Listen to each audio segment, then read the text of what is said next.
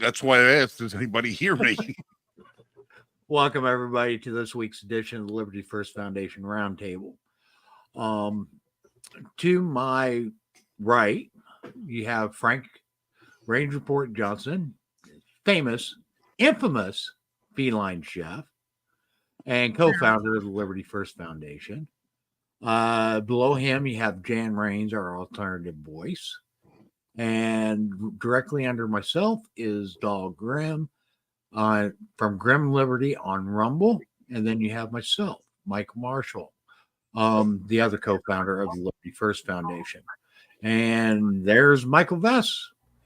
Hey, Michael, welcome. Hey, and Michael Vess has just joined us, the Dragon of New York, political commentator extraordinaire. And when politicians see him coming, they run the other way. Often and quickly. Well, welcome. So, what shall we start with first? I think first and foremost, we should start today with remembering all those that perished on 9/11. Yep. And those that are still having the issues from dealing in the recovery of what they had to do and are suffering from that. Yep. Yes, we definitely want to remember everybody that was lost and those that were involved and during those tragic events on 9/11. And not only the ones that fell when the towers fell, but the ones that fought back and brought the plane down in that Pennsylvania field. We also need to remember those that fell at the Pentagon as well. Where I'm at, and Frank and Michael actually are a lot closer to ground zero than I am. But where I'm at, I work with a lot of people that went down after to help with the recovery efforts and the rescue efforts after 9/11 happened. And some of the stories that I've heard them tell just are unimaginable to me. The things that they saw, the things that they did, and so forth. It's just it leaves me at a loss for words. The people that ran towards danger, knowing very well that this could be it for them. And for a lot of people, it was. So this is something that we were sucker punched, and this is something that we will never forget. And it's also something that we need to work diligently to prevent from ever happening again. But we need to do it with a constitutional mindset, not with NSA surveillance methods that they expand to use against the citizens. So, yes, please keep all those people in your thoughts and prayers. And remember, this is a day that actually united the United States. And we need to get back to that. Yep. Anybody else have anything else to say on this? Well, yeah, I wanted to also add in, because September, besides 9/11, there's also in September we've had Benghazi and those that we lost because of that. And also just the 3 years Afghan ago, withdrawal. yeah, and then 3 years ago we had the 13 soldiers and also 9 British civilians that died in 2021 in the Afghan rout that we saw, the greatest embarrassment since Saigon for the United States. In fact, I think bigger than Saigon. Yeah. When we ran away from the Taliban, leaving behind $85 billion in ammunition, weapons, an entire base that we abandoned overnight. We literally installed a terrorist nation, and it And it cost 13 American soldiers. It took 9 British civilians. It took a couple hundred Afghan citizens, not to count the thousands upon thousands that have suffered that day and since because of the way we left. And people, September is turning out to be a very critical month in the history of America. And I know the news media doesn't like to remember that, especially during election years, but it is our history. It is something that's been happening. And we need to remember these things, because when we don't, like with Saigon, then we got Afghanistan because we forgot, because we didn't want to remember, because it was painful. And we have to remember these things. Yeah. Well, we have one other thing too. Okay. And we're actually a little early for it. But next week is also Constitution Day. Yep. September 7th. September 17th is Constitution Day. September 17th of 1787 was when the Constitution was officially ratified and became the foundational document for our government, a government of the people, by the people, and for the people. We will go into a lot more detail on that next week. Okay. Frank, do you have anything that you want to say about 9/11? A lot of the things I can say about 9/11 will probably be bleeped if this was network television, because 23 years later, I still am seething with anger and seething with disappointment and regret and pain, having lost 13 of my friends. Mm-hmm. And having nearly lost both of my brothers. And to see what September 12th looked like. And you couldn't raise your eye, turn your head without seeing an American flag. You couldn't see people, and anywhere you went, you saw people embracing each other, over the fact that we were all attacked. And for once in my lifetime, people had that resounding pride in feeling that we were all one people. Yes. That there was no difference between color or creed or race or religion. All that we know, that we were all experiencing the same pain, and that 47 countries around the world felt the pain with us, because they too lost some of their citizens in those attacks. And it hurts even greater to the extent to see that our collective misery has been used like a wedge to divide the American people, not by our enemies, but by our own government. Mm-hmm. They have figured out how to take our pain and use it as a way to subjugate 330 million Americans, while making us all turn ourselves against one another over such trivial things as the color of one's skin, over how much money someone makes, over how much tax somebody pays. Who has a privilege, who doesn't. And that wedge issue just hurts so much, because I look and I say, what happened to us that we could be blindsided by a faceless, nameless enemy in a far-flung country, but then to be throttled around the throat by the people who allegedly represent us, and to have our own Constitution be bastardized and abused, and to continue 23 years later, to continue making us, I hate to say that we're being victimized, but we are, because we have the ability to change that. We have the ability to cast off these chains that people keep binding us in by getting rid of the ones that are doing it. And as a people, we don't. Well, we have the ability to get rid of those chains just simply by uniting together. let's say and realizing what our government's doing to us. we spend more time bitch moaning and complaining about the trivial things in life instead of realizing, you know, I laugh when I go to gun conventions and stuff like that, and I see these businesses are all thrilled with trying to put each other out. Who spends money on trying to badmouth this one? Who spends money? And that's the world that I just happen to live in.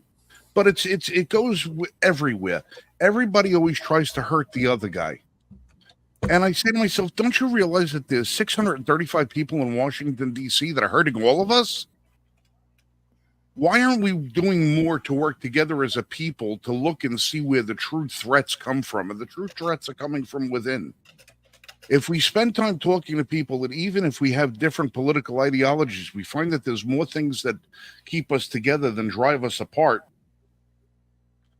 And I don't understand why we are so bound to the vitriol that we can't find more common ground with one another and look out for each other instead of everybody's own separate ass. You know, that attack should have brought this country together. The people came together and our government drove us apart. And that's what hurts more than anything else. It's because everyone's forgotten, Frank. That's the big thing. We've forgotten about 9/11. We forgot about September 12th. And we forgot about what we felt as a nation then and why we unified around the flag and each other. We forgot about the people who died in Benghazi and what they were, why they were lost. We forgot about what happened literally 3 years ago.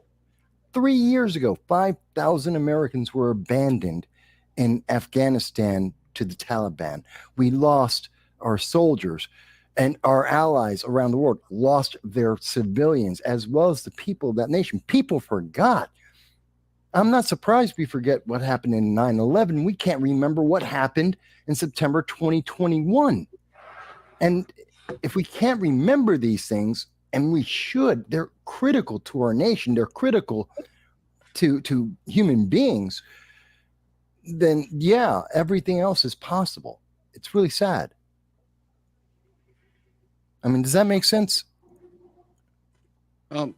It does. It bothers me. I have 3 computers here open up on the desk as I in the studio, and I'm just scrolling through Facebook on one of them, and the memes. Where were you on September 11th? Is that the best we got? Is that the best we got? We've taken national tragedy and turned it into a meme. I see another one a little while ago. Knock, knock. Who's there? 9/11. 9/11 who? You said you'd never forget. Now it's a fucking joke. And I don't understand. Earlier today, I spent 3 hours in Statesville, North Carolina, about an hour and a half away from the house here, with a charitable organization called Purple Heart Homes. I'm going to be doing a story with them. I'm actually going out to the range tomorrow with these guys. These guys build tiny homes for veterans in need. They provide a laundry list of services for veterans, and Purple Heart recipients. You guys who've been injured in service to the country, and they make little houses for people. They're transitional houses to help people with homelessness. To help people who've had, catastrophes. They do like wheelchair ramps, retrofitting houses for veterans so that they could, better accommodate their living conditions and stuff like that. And I met with the whole staff. I met with the founder, a couple of other people over there. And every single one of them, when I was talking to these guys today, it was like, we do this for these people. We do that for that people. We do that for this one. We do this. We do that. We do that. We do it. We. I never heard any one of them say the word I. Everything was we. And the team feeling that you get from these guys, from the founder all the way down to a couple of the guys in the shop that I had met, was that you could tell that these guys are all doing something, guys and girls, and men and women working for this place, all doing something for something greater than themselves. It's not for they're not doing it because it's a job. They're doing it because it's a calling. And they're all talking about how most of the guys today that get the quote unquote glory are guys who came back from Iraq, Afghanistan, the war on terror veterans. Those are the guys that seem to get the lion's share of the attention right now. But these guys provide services for World War II veterans, Korean veterans, Vietnam, Falkland Islands, any one of the conflicts that we've had where men and women have gotten injured, these guys will provide services for. And they have a wall in there of some of the guys that they provide services to. And it's a wall not of recipients, it's a wall of selflessness. They show pictures of all of the vets that they've served. Guys missing legs, guys missing arms, guys missing eyes. They've lost sight, they've lost hearing, they've lost the paralysis, brain injuries, all this stuff.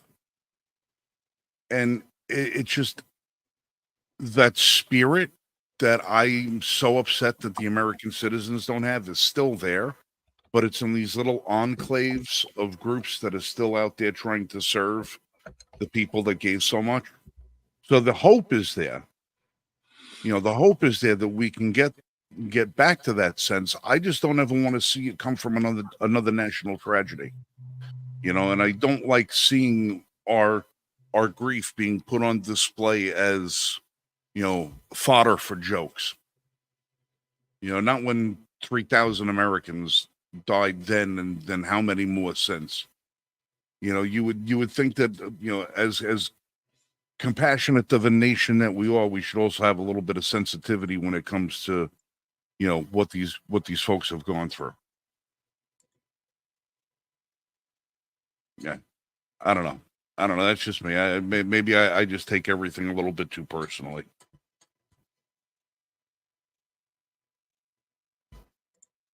Yep, that's these guys. Purple Heart Homes.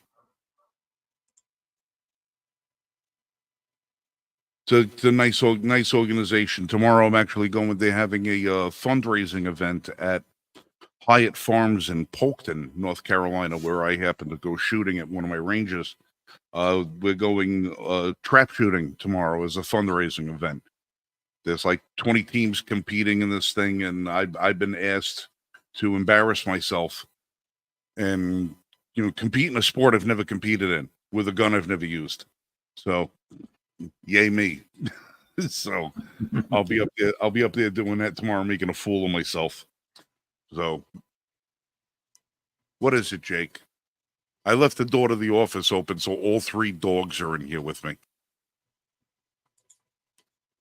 And a few cats. Doll's turn.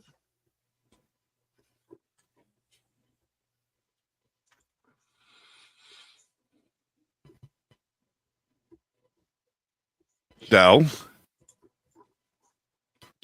There we go. Mike is. Yeah. So 9/11 was a little different for me, and that was because I was out of the country.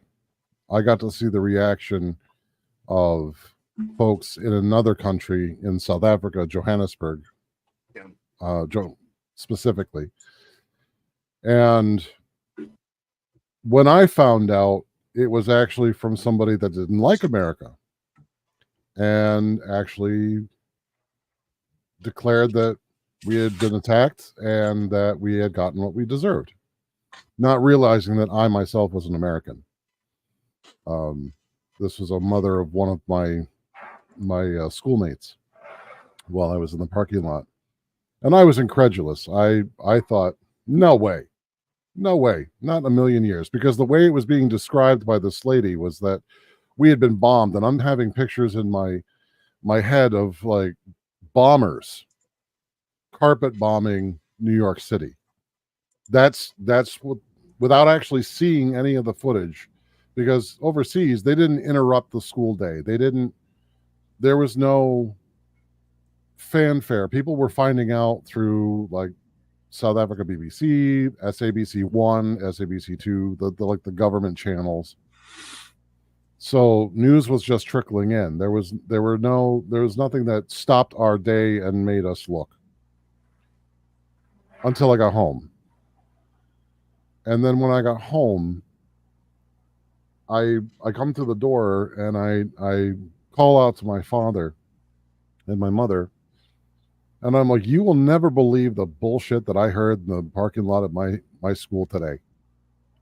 And my dad just was staring at the television, and he turns to me and he says, Nick, you need to get in here.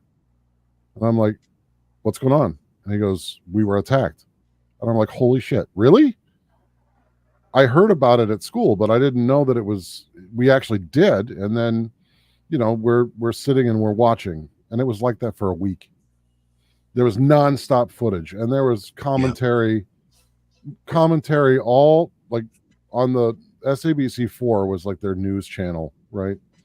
And it ran with the towers going down all week long, and they had pundits on there that were both sympathetic and not so sympathetic to what had happened to the United States.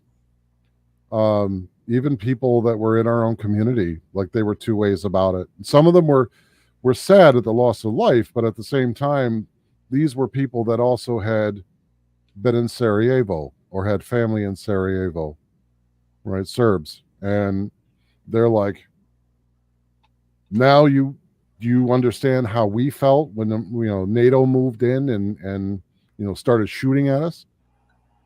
And I'm like, look, right now I'm having feelings of anger. I'm a 19-year-old man that wants to go home and enlist. Very angry, and that's how I saw it. And then somewhere right in the middle of it, when I came home, I was only about 3 months afterwards that I flew home. And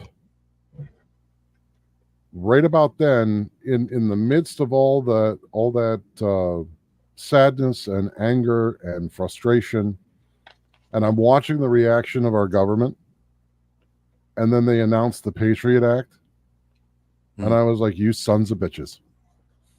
You're going to take this massive tragedy where we have every right to be angry and want to defend ourselves, and instead you're going to make it a power grab like we haven't seen since World War II.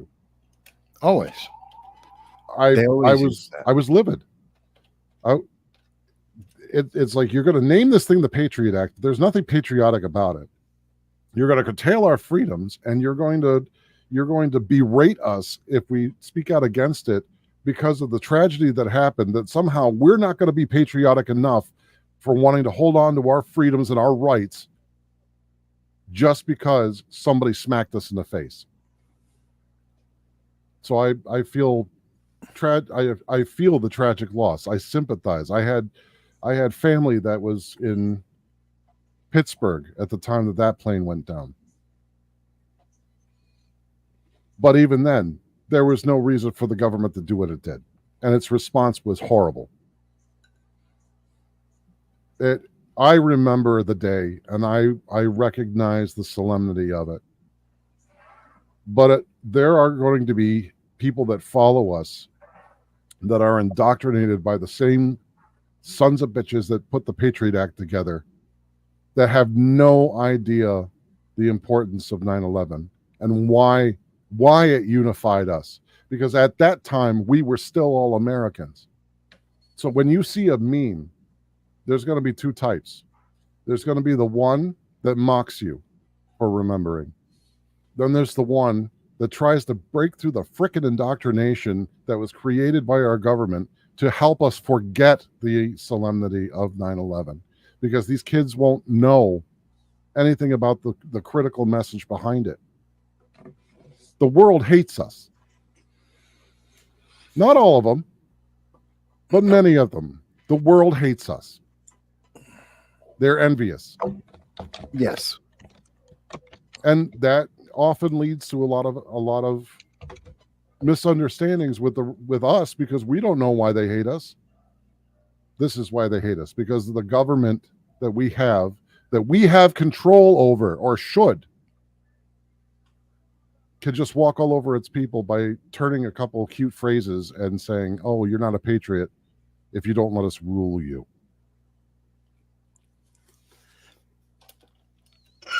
There's a lot of mixed feelings and thoughts and what happened after 9/11, the immediate reaction afterwards, because we had a lot of politicians, a lot of what we now call the deep state, the permanent machine of the government, that took the opportunity to take away a lot of our rights and freedoms, that used the event as a propaganda machine. Yeah. And it's that same propaganda machine that we have seen used over and over again against us. And I know some countries are jealous of us, they're envious of us. Some of them were laughing. These things do happen, I get it. But I can only focus on remembering when I was in the Helmsley building. It was in Midtown Manhattan. Yeah. And walking through with a couple million people in Manhattan, and walking through Manhattan and seeing so many dazed people. It's one of those moments where America had the veil removed and everyone got to see America all at once, exactly as it is, not painted by the different politics or the different ideologies or preferences. It was, this is the reality. This is what we're dealing with. This is what happens when people attack America. The pro-Hamas people, they forget Hamas is Iran, the Houthis, the Hezbollah, the terrorists out there, ISIS and so forth. They don't pick and choose which American. We forget. And when we forget that though the enemies of America don't pick and go, "Oh, well, you're progressive, so you're okay. You're MAGA, you're not okay." We Right. have the same blanket. We're all American. We may amongst ourselves, "Oh, well, you're different." They don't. They don't see a difference. No, They don't care. And when we remove that veil, we unify. When we get rid of those petty differences that political organizations use to try and get an advantage, when we remove that, we all realize we're all American. We all have the same goals. We have the same desires. We all want to live and live as well as we can with freedom. That is something that is intrinsic in our nation, unlike any other nation in the world. And then there's all these other forces. They all are coming at us, not because we're this ideology or that ideology, this color of skin or this ethnic background. All they see is American. And Correct. the sad thing is we only see those for a few moments, that veil is removed and we all get to see it, and we get to all see that we're in the same boat, going hopefully in the same direction. It's only for a few moments, but that's why it's so important that we remind those who are younger than us, that didn't live through that moment, Right. and let them know about it. Does that make sense, guys? Yes, makes- it is. It makes sense, but and to point out again, the reason for, we have to use all the tools that are available to us, and you do have a certain set of decorum, but the further we get from this event, the less poignant it is for those who weren't there to see those moments for themselves. So you have to break through the cognizant dissonance that these people will have. And one of the best and most effective means is to shorten it into a picture, sometimes with a caption, sometimes with not. You can do it tastefully, you can do it with a certain decorum, but ultimately the point is to break that cognitive dissonance so they actually think about it. and get beyond whatever the surface of the image is, so that the meme, the effectiveness of the meme breaks that cognitive dissonance to allow them to actually think clearly for once. That's my thought.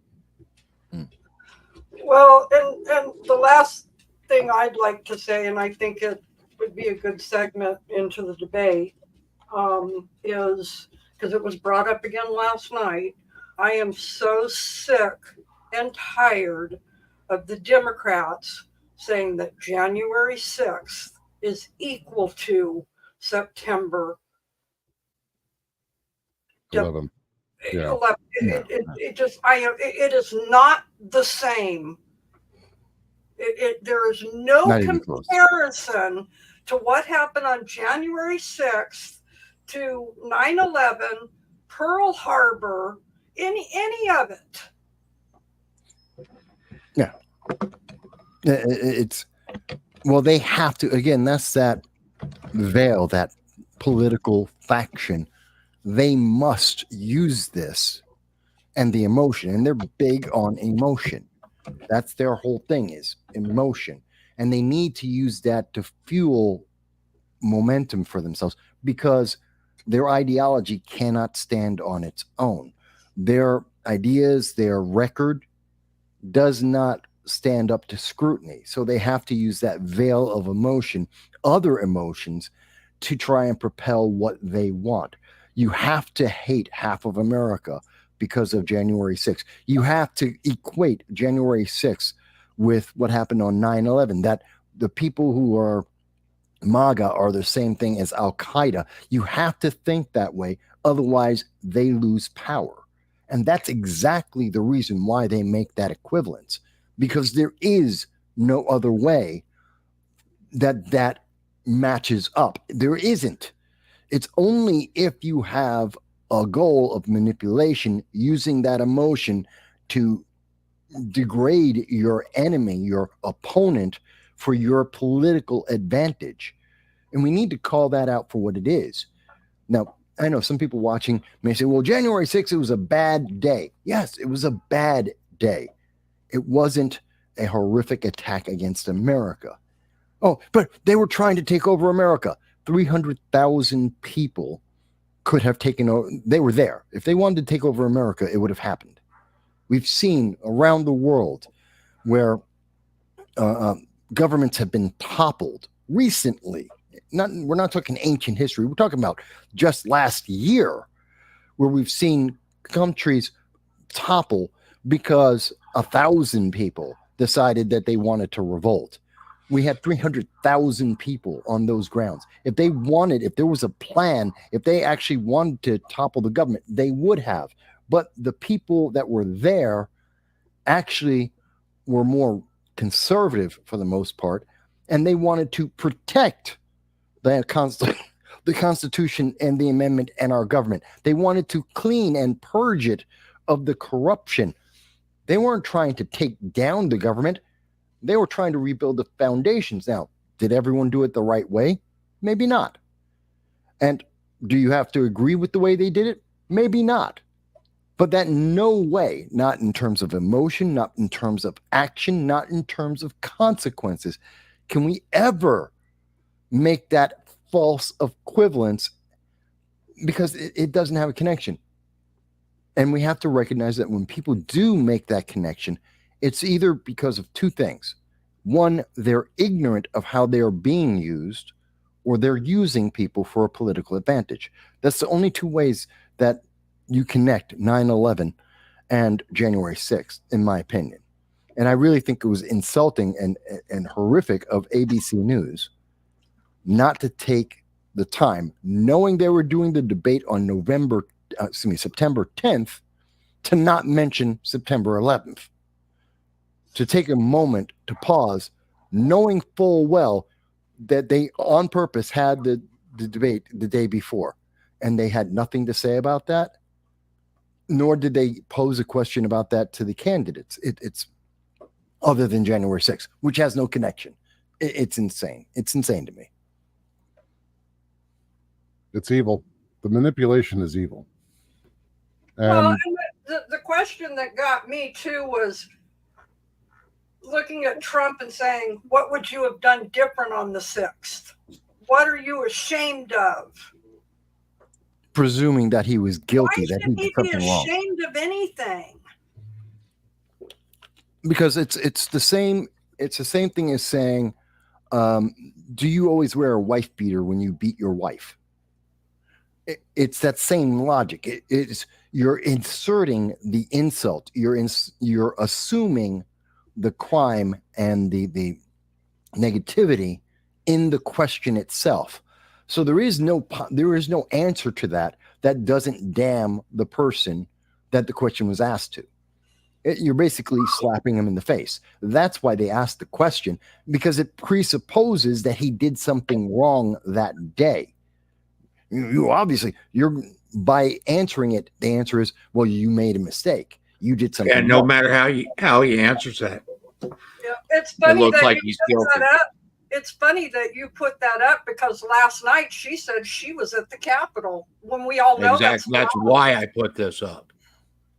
Is because she claims that she was there when that happened, but there are numerous sources, including sources at the time, various news accounts, that detailed that she was not there, that she had left and didn't come back until later. Yeah, but she knew that the mainstream news media was going to cover for her. ABC News didn't fact check her on that. They let it go. And then they're assuming, and correctly so, that most of the news media, which is 80% left leaning, are going to cover up for that. The debate's over. People aren't paying attention in the same way to the coverage, the individual lies. Their emotion was already put in place. They cemented the feeling already. It doesn't matter. The correction, the headline, the world sees. The correction, nobody sees. And they know that. Right. It's abusive. It's abusive what they did. And it tells you something about Kamala Harris, like the entire debate did, that she would so frequently and so extraordinarily lie to the American people, looking them dead in the face. Now, am I shocked? Not at all. Kamala Harris lied to the American people, saying that Joe Biden is anything but a zombie part-time president. And she did it because she wanted power and she wanted position, and she didn't care. And she lied to the American people to our faces. So I'm not surprised that last night she again lied to the American people's faces on multiple issues, on things that were debunked, things that were factually incorrect. Oh, she knows for a fact she wasn't on 9/11. She wasn't at the Capitol. She knows that. And when she lied about it, you can't call it an error. She knows where she was. That's like me saying, gee, on 9/11, I wasn't in the Helmsley building on the second, just below the penthouse, watching the TV as I'm watching the second plane crash into the Twin Towers. I know where I was when that happened. I remember being on Kutuzovsky Street, Kutuzovsky Prospect, that's what it is, Kutuzovsky Prospect in Moscow, next to the Moscow White House, their Congress, essentially, right next to the river, just on the other side of the bridge, as tanks were rolling down the street. I remember that perfectly. I can give you the details of everything that was around me at that moment. Because when things that are significant, when I was in the Northridge earthquake, and dawn was cracking and all my neighbors were outside and we were trying to figure out if every house had the gas turned off or it would blow up. I can remember that. You remember the details. She knows exactly where she was. She knows she absolutely, it's not she misremembered. She lied. Point blank lied for political advantage, and the news media didn't call her out on that. And there are now millions of Americans who are running around thinking that her lie last night was the truth because they didn't care. ABC had an agenda. Kamala and the Democrats had an agenda, and that agenda doesn't need the truth. It just needs to make sure that the consequence, the end result, is she maintains power. I have a lot of problems with that debate. By the way, I should ask everybody here. I think Trump won. Not because of and I think he won because I've seen a lot of people come up with different answers about this throughout the day. I've listened to some progressive programs. I've listened to some libertarian programs, some non-mainstream media right-leaning programs. Everyone's a little confused. I think Trump won, but I also think people are disappointed not because he was right, not because of his answers. They were looking for fire and brimstone, and what they got was a statesman. They got someone who was presidential, and they were looking for fire and brimstone. They were looking for entertainment, and that's what they didn't get. And because of that, some people are saying Kamala won. Trump got rattled. What's that? Okay. Trump got rattled because all he kept saying was immigration. Trump got rattled, and it was clear that he was rattled all the way through the night. He got rattled early, and he could not put forth what he really should have. See, I don't see it that way. I do not see it that way. I see that because Trump very much, and it's not a matter of people can like and prefer whatever they want. When I looked at that debate, we're seeing a very similar Trump to the debate with Joe Biden.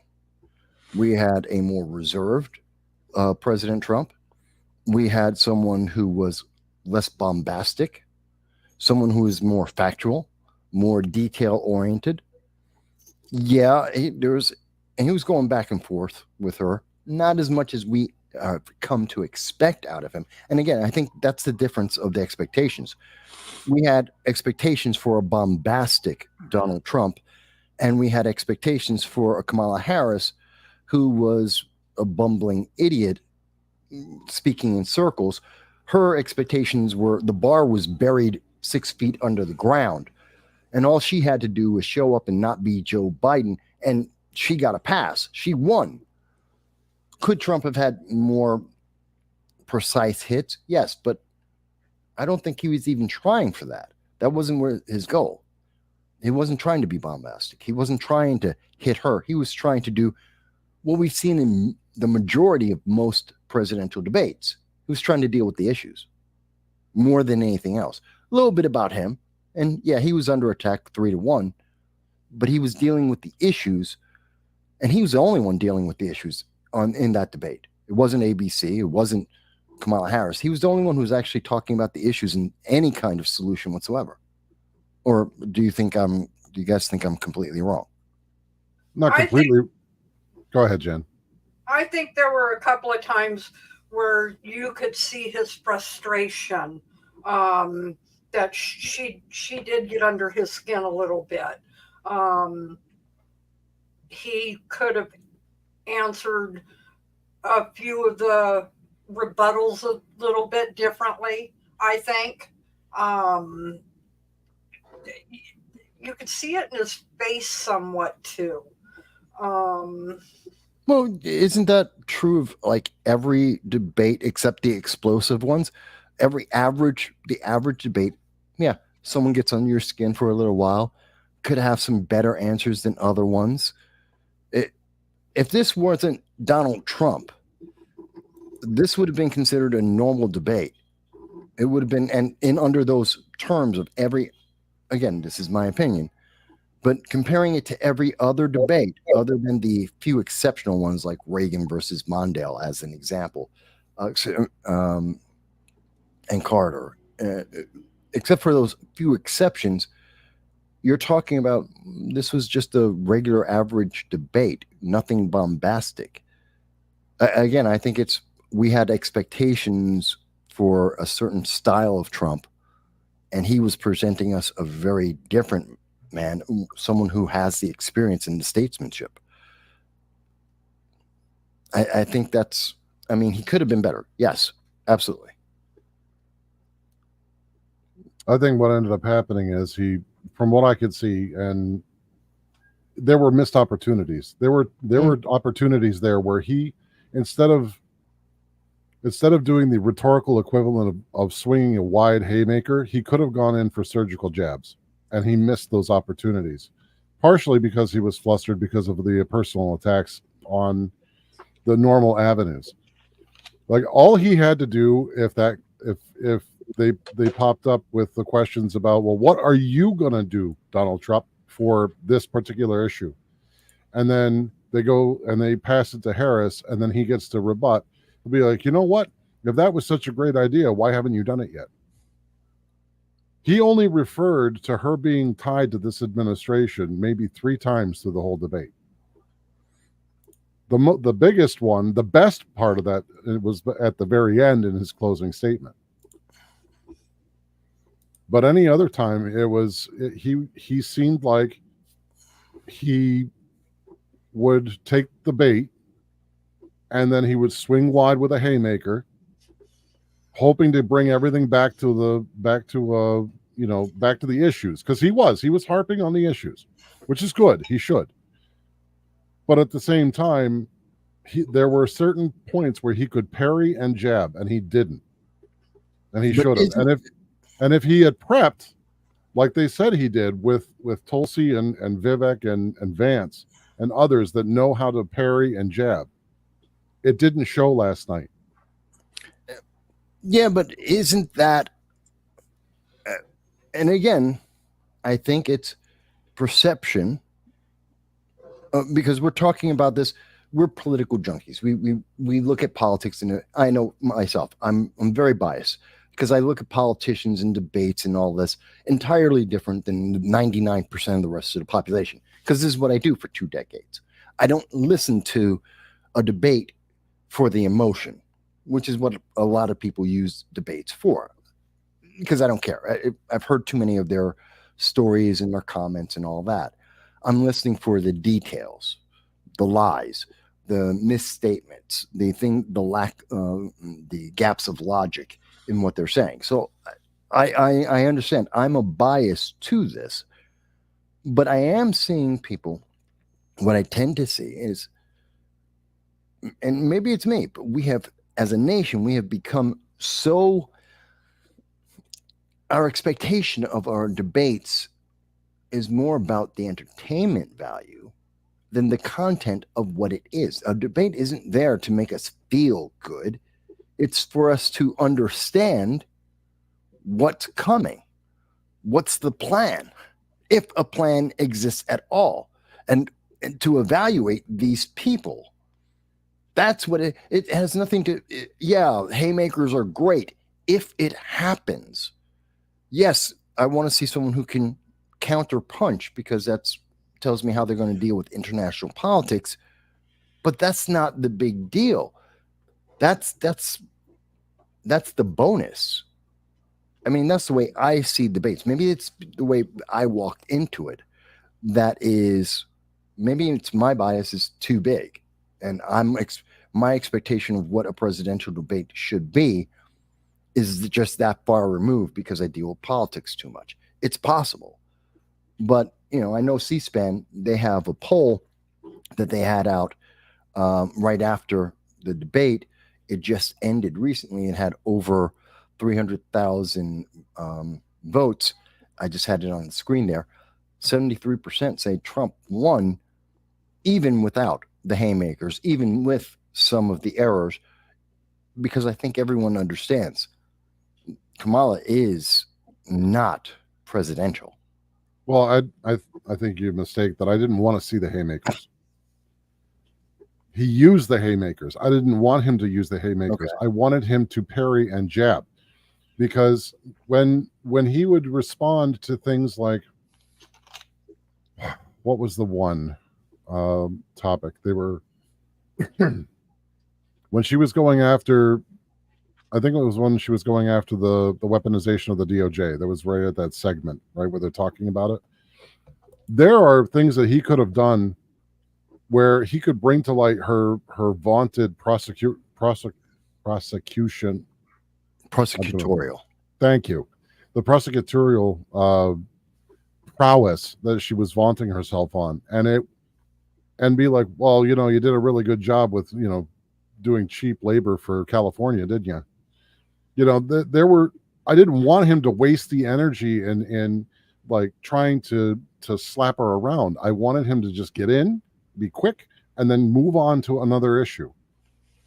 And he wasn't doing that. He kept getting stuck. And every time he got back to repeating himself on all these illegal immigrants coming in from other countries that brought crime down elsewhere. Okay, we got it. We understand that. Tell us how it's affecting you in how you're going to do your policy. How are you going to fund deporting all these people? How are you going to find them? Who are you going to rely? Are you going to rely on the people of see something, say something?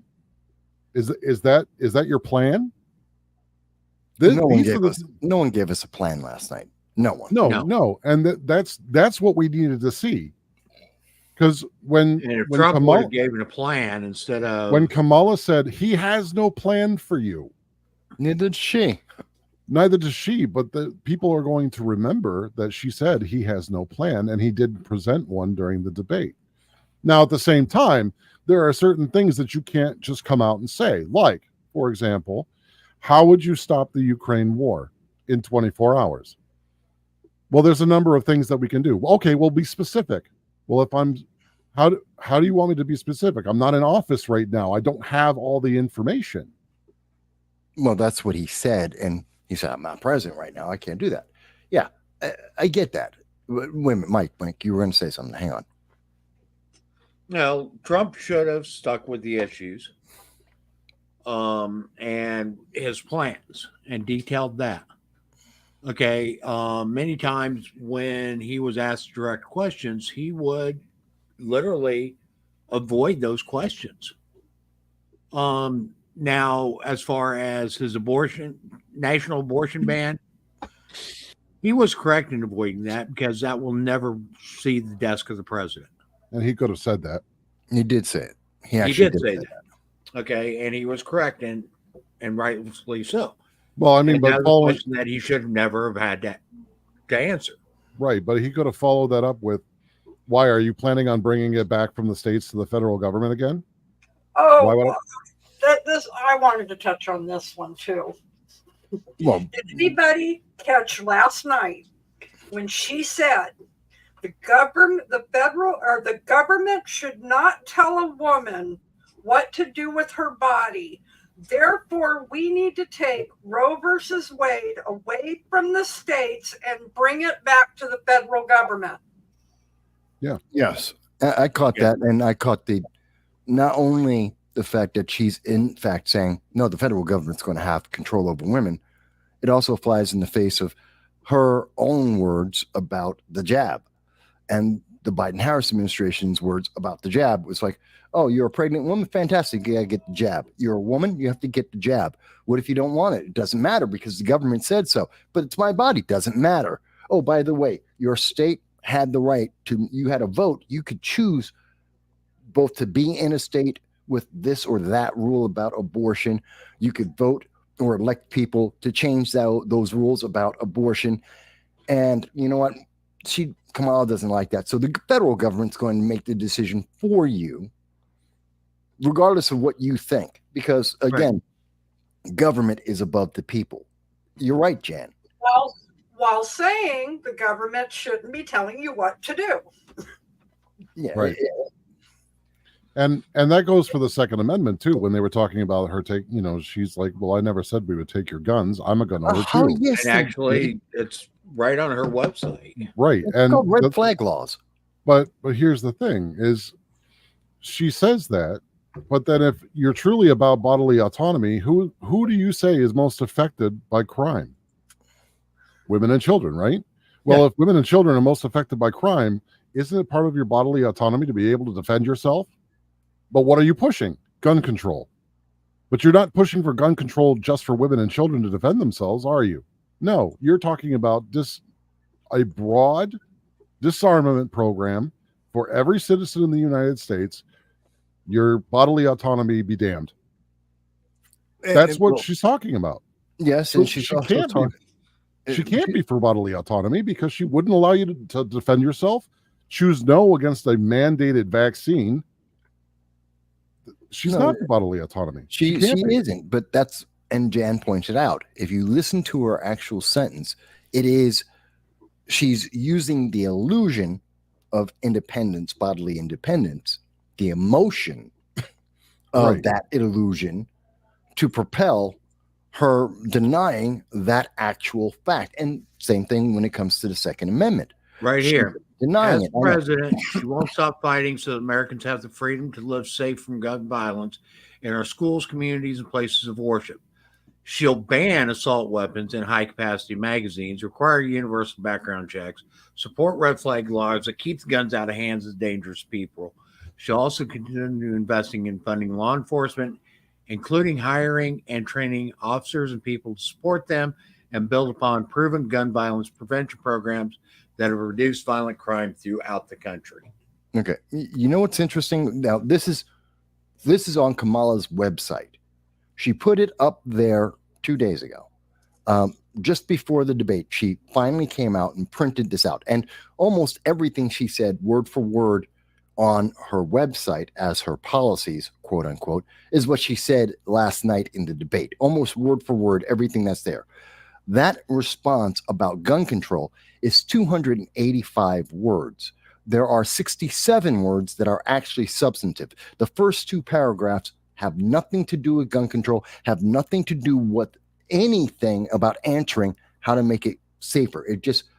It's fluff just to make her look like she's doing something. But it's nothing there. It's only the last paragraph, and that last paragraph is telling you that she wants to continue the same policy for the last 5 decades that has been promoted by Democrats that has failed. Red flag laws have failed. They've been around since 1999, over 25 years. They have failed. Trying to remove citizens from having firearms has failed because criminals and the criminally deranged don't care. This is the reason why New York State, her same policies there, or why New York State says I can't have passive self-defense in the form of a bulletproof vest to protect myself from criminals. Does it make any sense? No, not at all. But this is what she promotes. She lied to the American people because she doesn't. She very strongly believes, like the Democratic Party, like progressives, that government is smarter and better and more efficient at running your life, that government should micromanage the individual life because they're better than you. It is evil what she is saying if you actually pay attention to the details. No. But she didn't tell the people that last night. She didn't tell the people that she was for confiscating AR-15s. She didn't tell people that she was for red flag laws. I'm not coming for your guns. My husband and I are gun owners. Okay, but I also looked at her website the day before on Monday, and I saw her answer, which Mike just showed on for everyone here. So I read that.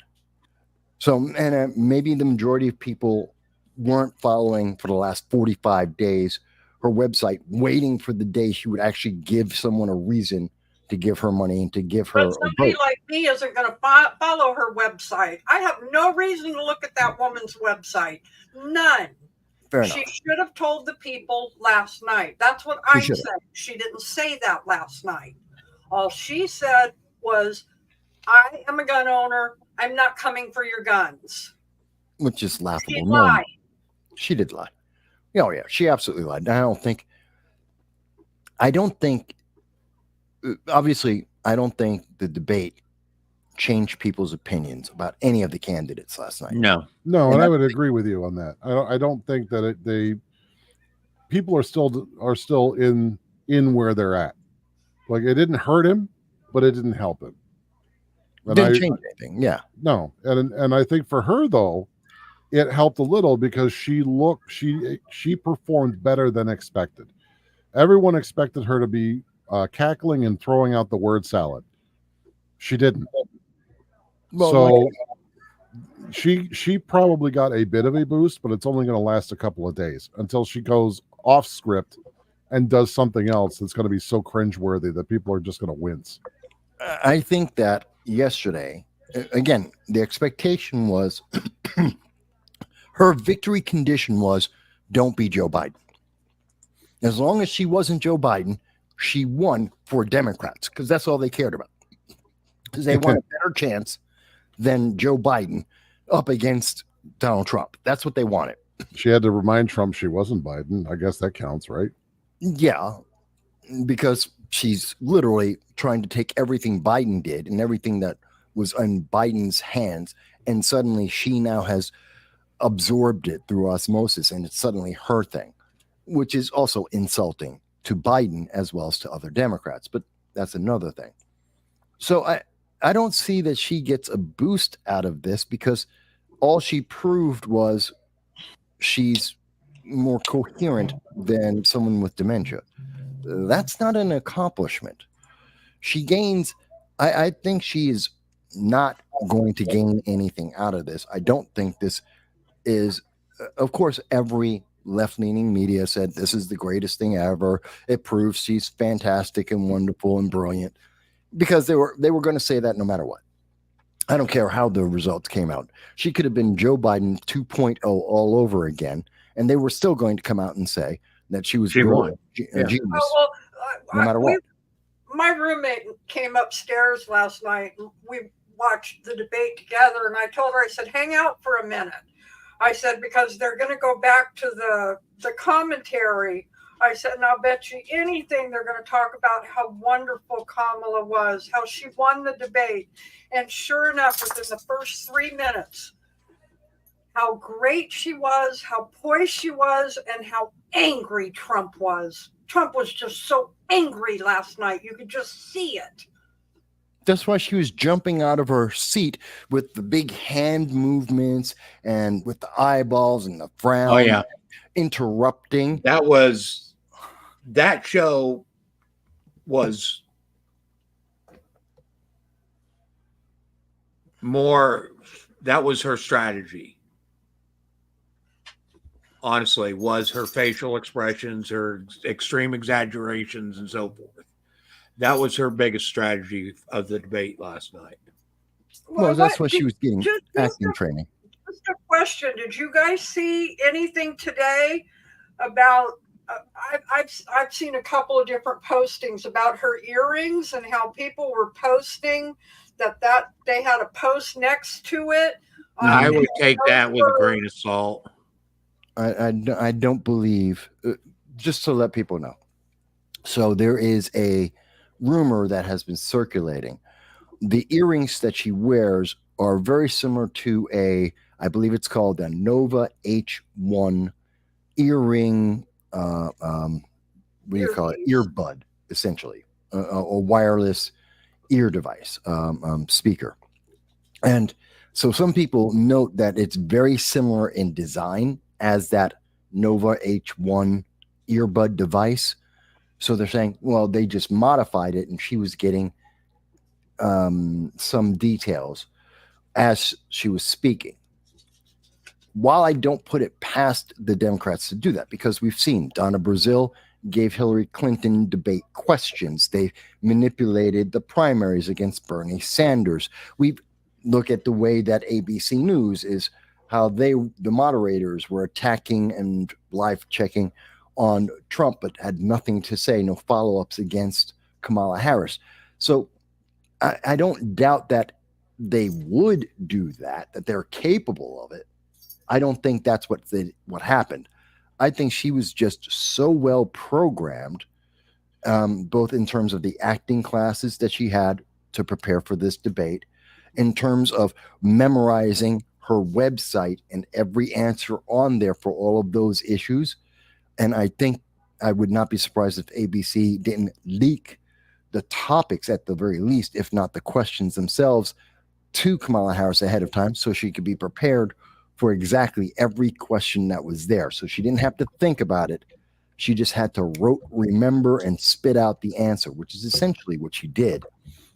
And I think that's more likely. And that has been consistent with what we have seen that Democrats have done in several presidential elections going back before 2016. So I don't think that was the rumor about the earpiece. I don't think that's real. Well, I wasn't going to say it was real. You didn't let me finish. I'm sorry. Jumped in. I was just asking if you guys had seen it. I was going to ask your opinion because, again, I have the feeling when I saw it, it was like, well, I am not going to 100% believe this, but I wouldn't put it past them. Yeah. Yeah. No, there's no for though authoritarians, there is no bridge that they won't cross and burn behind them to consolidate power. So they're going to use every tool that they have at their disposal to be able to maintain power. They're no holds barred, and it's one of the reasons why others who are less authoritarian tend to lose in the face of authoritarians, because we try to play by rules of engagement, and they sometimes can't compete with people that don't follow rules at all. Well, there was a couple of times she couldn't keep her mouth shut when he was trying to talk. They muted your mic for a reason. For her, not for him. That's what I said. She was interrupting him, even though her mic wasn't on. She was still trying to overtalk him. It was hilarious when he's like, "I'm speaking. Sound familiar?" That was good. That was good. There were so many aspects of that debate, and what we're seeing the aftermath, it's muted. I don't think she motivated. I mean, did you see before the debate? And this was on Associated Press. It was on an hour before. They came on about 7:00 and started doing live coverage outside Philadelphia, outside of the debate stage. And there were a couple thousand. It's unclear the exact number. It was over 1,000, possibly 2,000 Democrats, progressives, who were protesting about, and this is funny, they were protesting for Hamas. They were pro-Hamas. And they were screaming about how there needs to be a ceasefire, even though Hamas is the only one who's denying the ceasefire again, over 12 times now. And they're killing rather than let the hostages get rescued, Hamas is now killing the hostages at the moment that they're going to be rescued, which includes an additional American being killed because of Hamas. But yet, these pro-Hamas protesters, the Democratic Socialists of America, Harvard, Columbia, continue to scream for this. But the thing that I thought was really funny, or really telling in the Associated Press coverage, those protesters weren't screaming about Joe Biden. They weren't screaming about Kamala Harris. The people who are in office, they were pissed off at Donald Trump. They had their slogans and their chants saying they were angry with Donald Trump. He's not in office. He has nothing to do with this. Hamas didn't touch Americans when Trump was in. Iran wasn't making these moves around the world when Trump was in. Hezbollah, they were on the blacklist of terrorists. They weren't getting any humanitarian aid so that they could buy rockets. Hezbollah didn't take actions. Putin wasn't moving towards the Crimea. China wouldn't touch the Philippines, let alone threaten Taiwan or Tokyo, Japan. That didn't happen under him. But they're out there, unlike the DNC, when they were obviously and absolutely targeting Kamala for the debate, they were targeting Donald Trump. And that makes me think it wasn't real. it's so surreal, so obviously antithetical to reality. I think that was a setup. Did you guys even see that coverage? Did you hear about that? I didn't see it, but I did remember during the debate when she was talking about Israel. I was like, well, she lost Michigan. Oh yeah, yeah. There goes Dearborn. Yeah, and she really has never been a friend to Israel. I don't think that she'll necessarily throw him under the bus, but she's never been a friend of Israel. Yeah. Well, and I don't know about you guys too, but I'm also tired when it comes to the economy, how they continually point out 2020 and they don't acknowledge any of the good that had happened in this country the 3 years prior under his administration. Right. Well, everything's always about the global lockdown and pandemic without mentioning that there was a pandemic or a global lockdown. Right. And everything's about, see, it all fell apart. It's like you're looking at 1 year when the entire world Fell collapsed. apart. Yeah. That doesn't matter anyone. It doesn't matter what country you were in or which leader you had. Everything. But something down. else that they'd never detail. Trump never shut down a single thing. No. Okay. It was state governors that shut down things.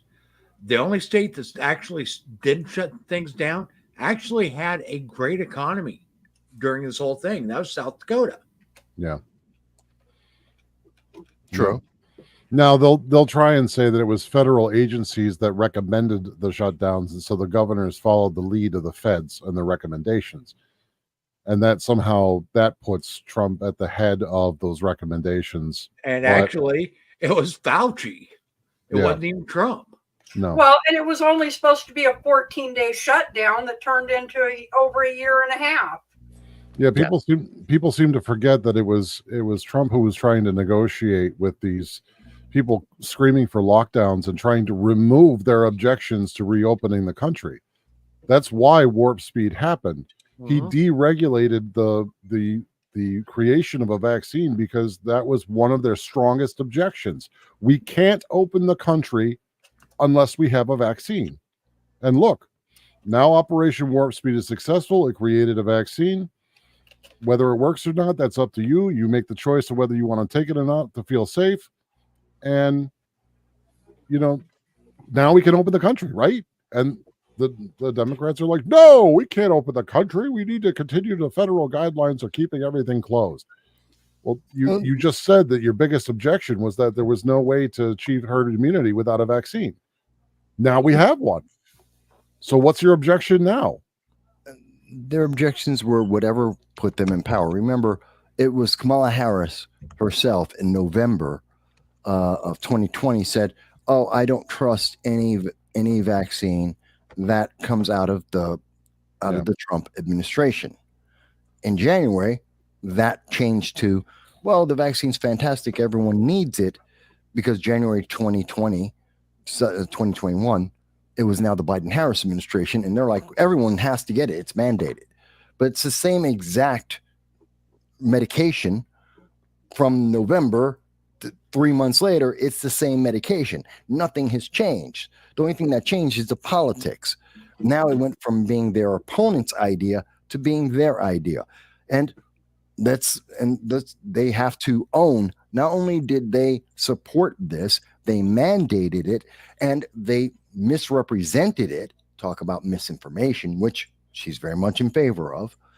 And she pushed that misinformation out there along with Joe Biden, and they are culpable for every single person who has a side effect, because like every other drug made by man, there is a side effect.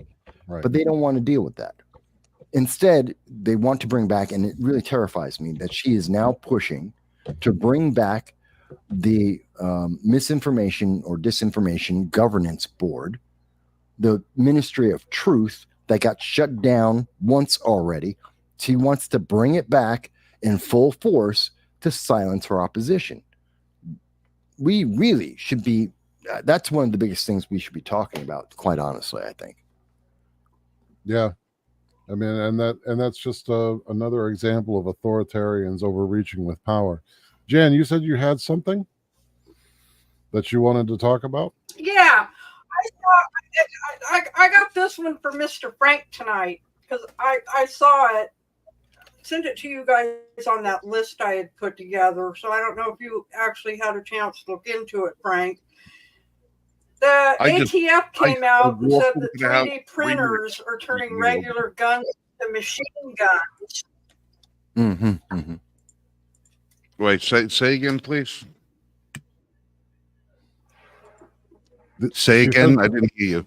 She said the ATF says that the 3D printers turn regular guns into machine guns. And that they've downloaded the programming and they are reproducing it. Yeah. And so the question, I guess, is the ATF is once more reaching for power to regulate the ability of Americans to create their own firearms. To this. all right. You know about? Yeah. Listen, all right. 3D printer technology. Because I can't pull a gun off the friggin' wall here without getting us thrown offline, I have to do this in a manner that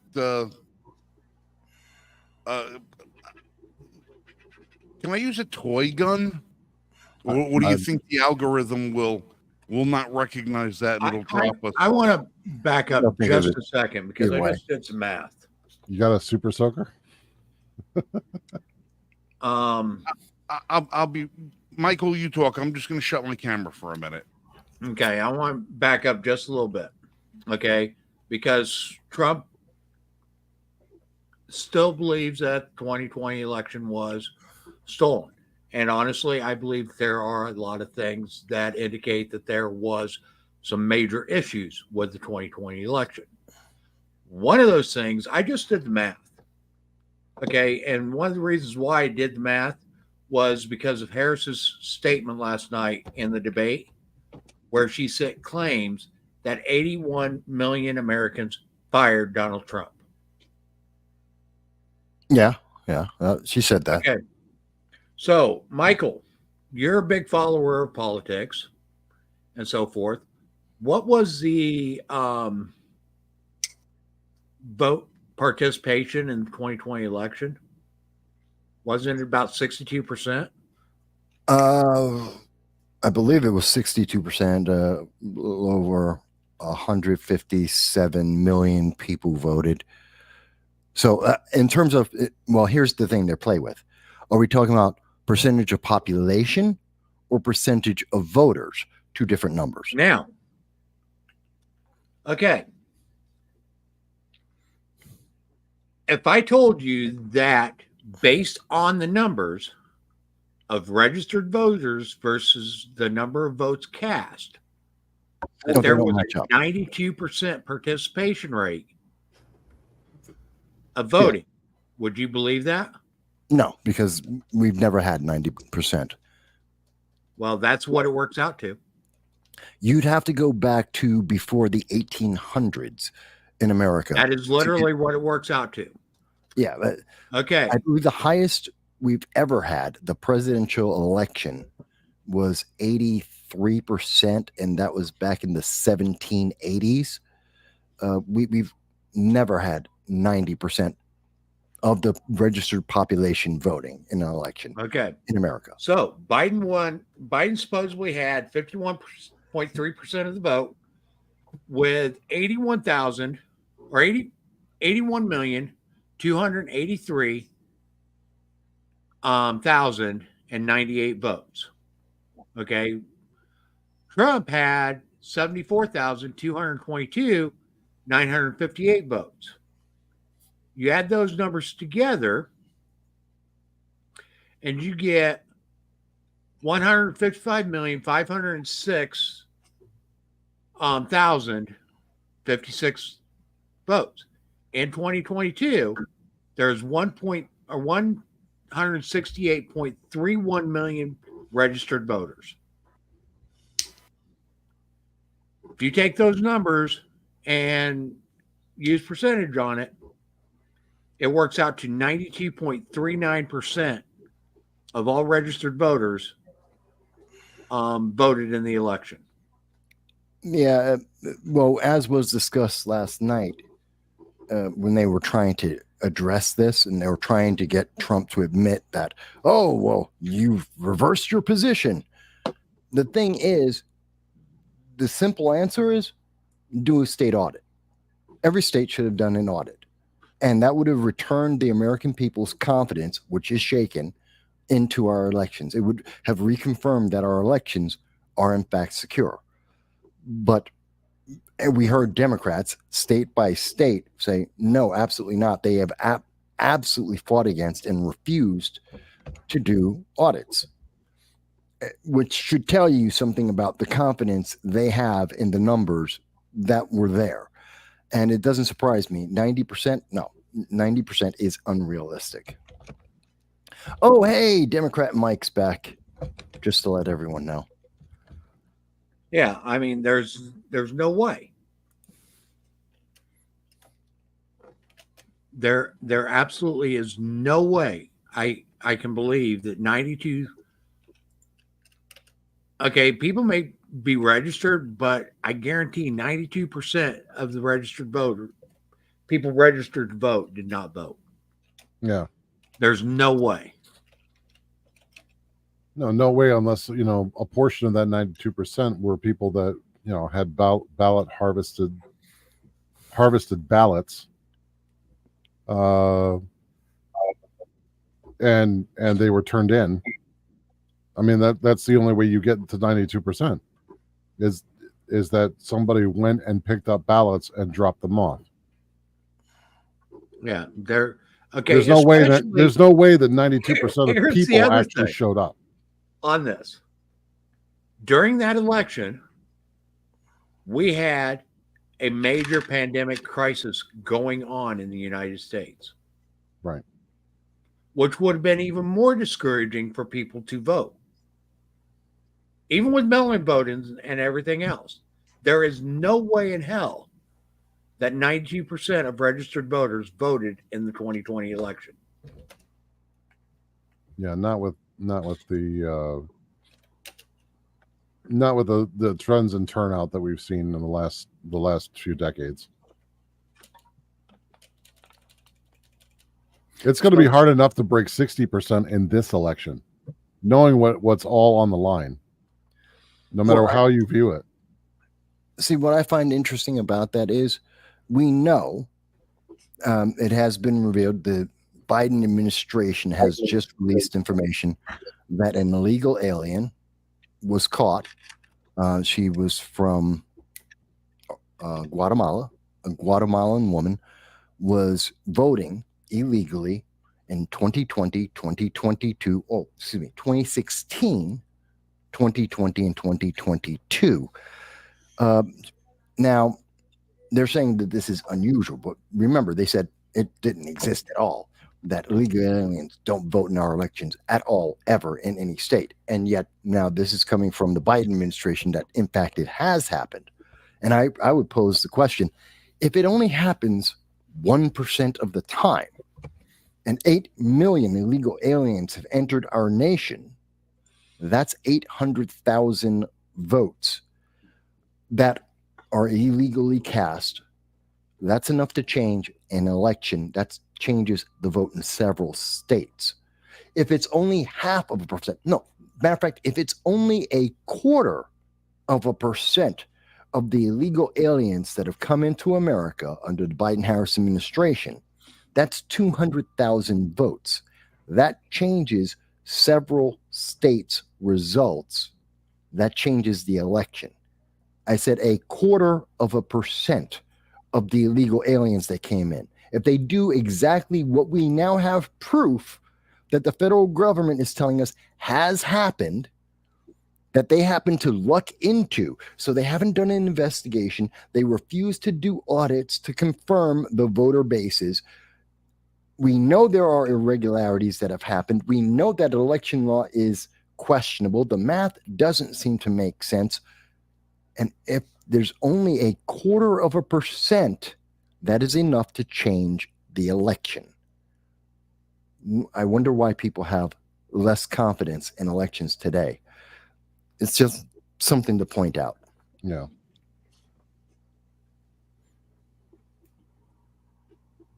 So that's interesting.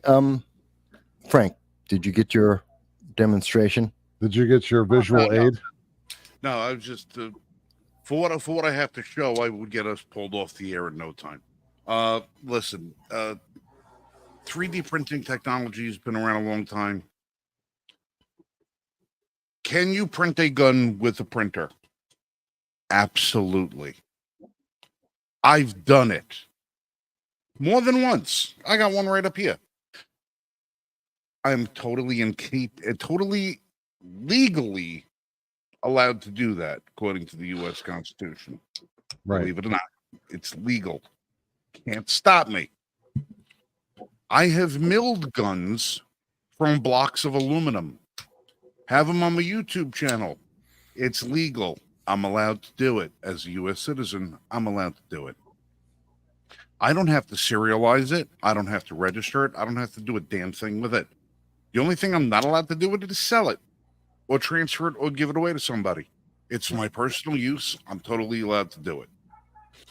Now, ATF likes to believe that everything in the world is a machine gun, and therefore it has the authority to regulate everything under the National Firearms Act. So if you know what's a machine gun? A piece of string. Yeah. An 8-inch piece of string is a machine gun, according to the National Firearms Act and the ATF. My thumb and a belt loop on my pants is a machine gun, according to the ATF. Everything under the sun is a machine gun. 80%, if you don't know what that is, 80% is the lower receiver of a firearm that has been milled and machined to a percentage of no greater than 80% before it becomes a firearm. It has to have certain aspects completed on it for the ATF to classify it as a firearm. An 80% receiver, like the aluminum one right here in the top of my screen, is 80% complete. It is not yet a firearm. It is not yet considered a firearm. It is a block of aluminum. It's a soda can. Yeah, the equivalent 240 soda cans is what it takes to make an AR-15. Okay. Now they're saying, oh, you can print a machine gun with the 3D printer. All right. There are certain parts of a machine gun that no matter what you do have to be constructed of steel. Right. Not aluminum, steel. Your barrel, your bolt, your firing pin, your springs. There are certain components that must be constructed of metal that you cannot 3D print. Right. You can't 3D print those components. Of the guns that I have printed, they still require metallic components because there is no plastic that is going to withstand the 57,000 cubic inches of pressure generated by a 300 blackout cartridge, or the 127,000 cubic inches of pressure that is generated by a 5.56 NATO round. It does not exist. So if I don't have a barrel in which to fire either of these projectiles out of, it doesn't matter what the rest of the firearm is made of, it will not function. Right. Okay. And as far as I'm concerned, I want a 3D metal printer so that I can actually print a friggin' machine gun because I think I should be allowed to.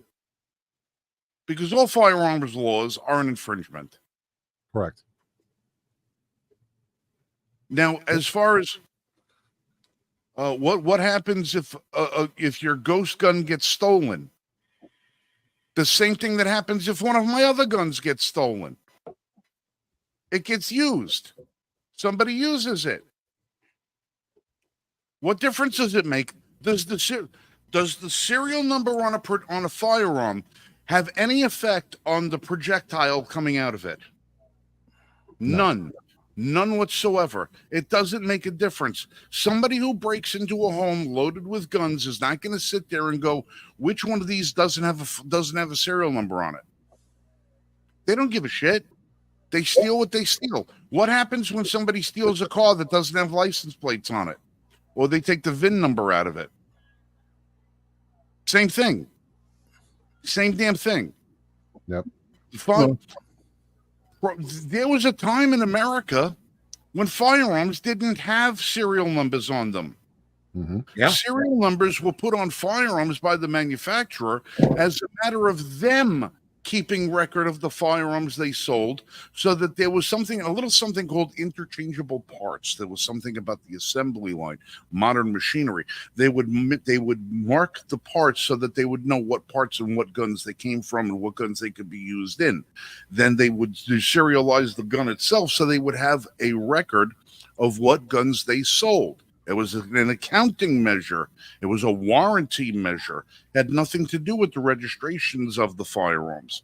It wasn't until the federal government said, well, if you're going to mass produce firearms for the general public to be able to purchase, then we need to serialize the firearms so that if in the event that we ever decide we want to have a gun registry, we can have it. Well, you know what's illegal in the United States? Gun registries.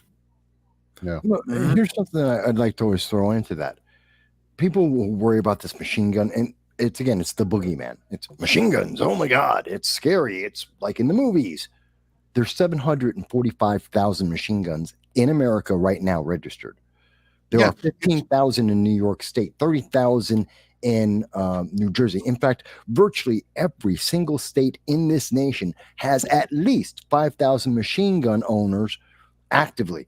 They own machine guns. That's not counting the tanks, the flamethrowers, the rocket launchers, the mine launchers. Well, tanks illegal.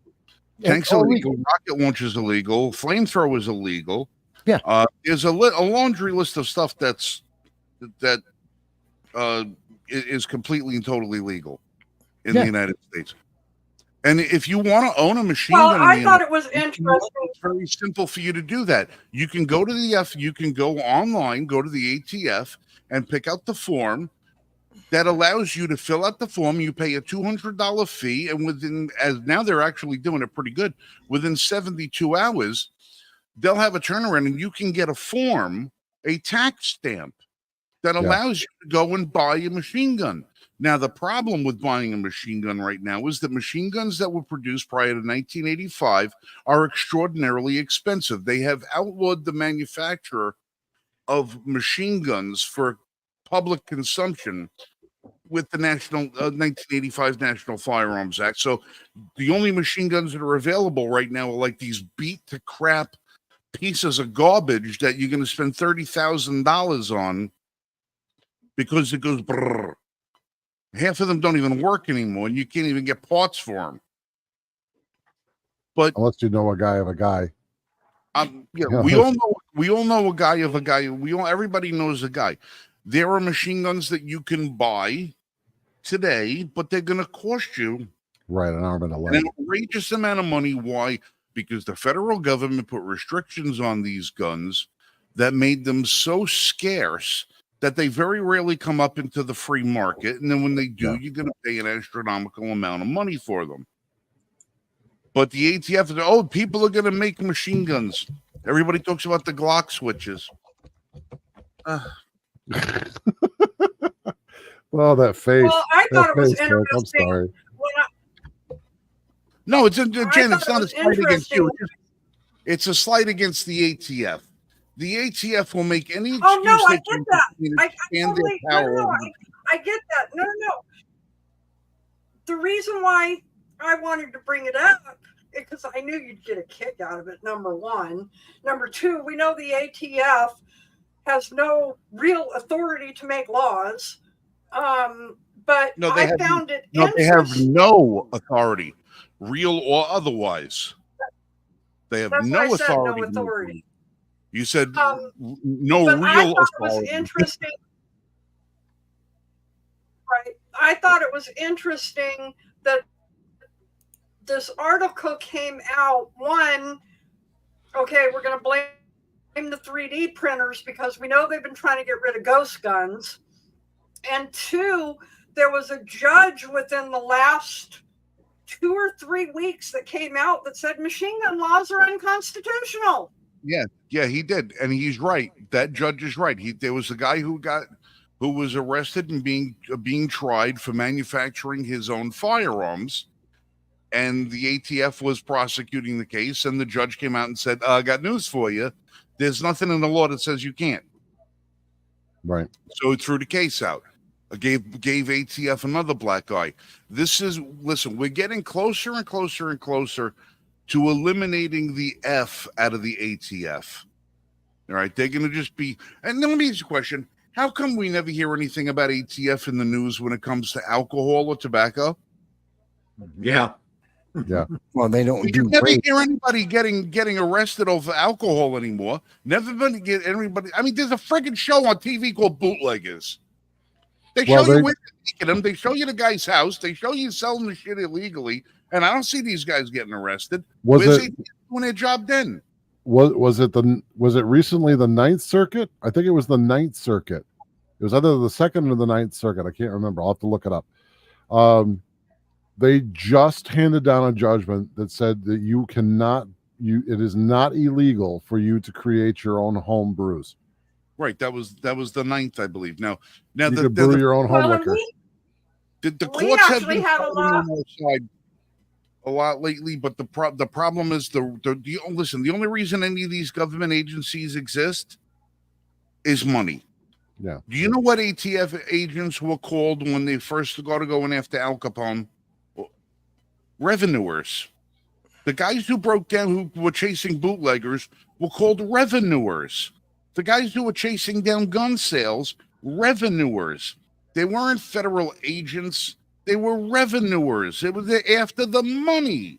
Yeah, That's what this whole thing has been about. Listen, gun laws have absolutely nothing to do with keeping the public safe. That's not their intention. Gun control was meant to do a couple of things. It was meant to hurt them organized crime by being able to come up with a law that they could charge, organized crime and the mafia with, because you had stuff like the St. Valentine's Day Massacre was such a shock to the system that they had to get them. Bonnie and Clyde were running around killing people with machine guns before that, but nobody gave a shit because why? They stole money and gave it to people. So they were heroes. But the mob, they were the villains. Gun control was meant to keep guns out of the hands of blacks in America. Newly freed slaves. They didn't want newly freed slaves to be able to defend themselves in their communities from the Democrat Klansmen that were coming into their communities and burning them down and hanging them. So the South, Frank, you can't say that. The Democrats are for that. And who else did they just don't want Americans to be able to defend themselves from an oppressive government. That's what it's about. It has nothing to do with saving anybody's lives. Nothing to do with saving lives. It has everything to do with keeping people under control and taxing the shit out of them and then putting them in jail when they can't do either A or B. Oh, can't pay the tax, so you go to jail. Can't control you, we go to jail. But if you can pay the tax and be controlled, you stay out of jail. It's called compliance. Kind of related to this, today Thomas Massey just introduced HR 9534. It's the National Constitutional Carry Act. And essentially, it's constitutional carry at a federal level that basically reaffirms the Second Amendment and your right to bear arms. So it looks like they're going to try and do away with any kind of national involvement with licensing. It's dead in the water. Oh, well, probably. We're crossing the 10th Amendment area. I'm surprised Massey would introduce. He'll never get out of the Senate. Yeah, You he know, knows it. unless he would have turned around and do with the Second Amendment what they did with Obama and cite the interstate commerce clause and say that if you're a gun owner and you travel throughout the United States in the process of your job and you're contributing to interstate commerce, your Second Amendment should apply across state lines, because one state should not be able to interfere with you conducting commerce from going into another state. If that's what they used for Obamacare. And they said, well, what if you don't have health insurance? You know, you're not in, well, they said, no, you are in the pool even if you don't have health care. Right. You're in the commerce market even though you don't have health care. And they said, well, how is that possible? Well, if you don't pay your premiums and you don't have health care, then you're driving everybody else's prices up higher because you're not sharing the load. That was the argument that they used, and that's what John Roberts signed off on when he decided that Obamacare was legal. So if they want to use the same exact argument, use it for the Second Amendment. I don't know how you're going to get around the 10th Amendment. I don't know how it's laid out. He does have a picture up on his X account, and it's a little hard to read, and I haven't been able to zoom in on it. But I thought that was interesting that there's going to be that attempt made now, and it's actually good that he's putting it out there now, because people are going to look at that, and everything else is in flux. Why not throw this in the mix too? All right, I'll reach out to Dick Heller and see if he can't pull Thomas Massey into the show for us, and we could ask Massey himself directly what's behind that, you know, what his thinking is. That would be awesome. You know, I mean, well, then again, he also said, Thomas Massey also was in a thing the other day.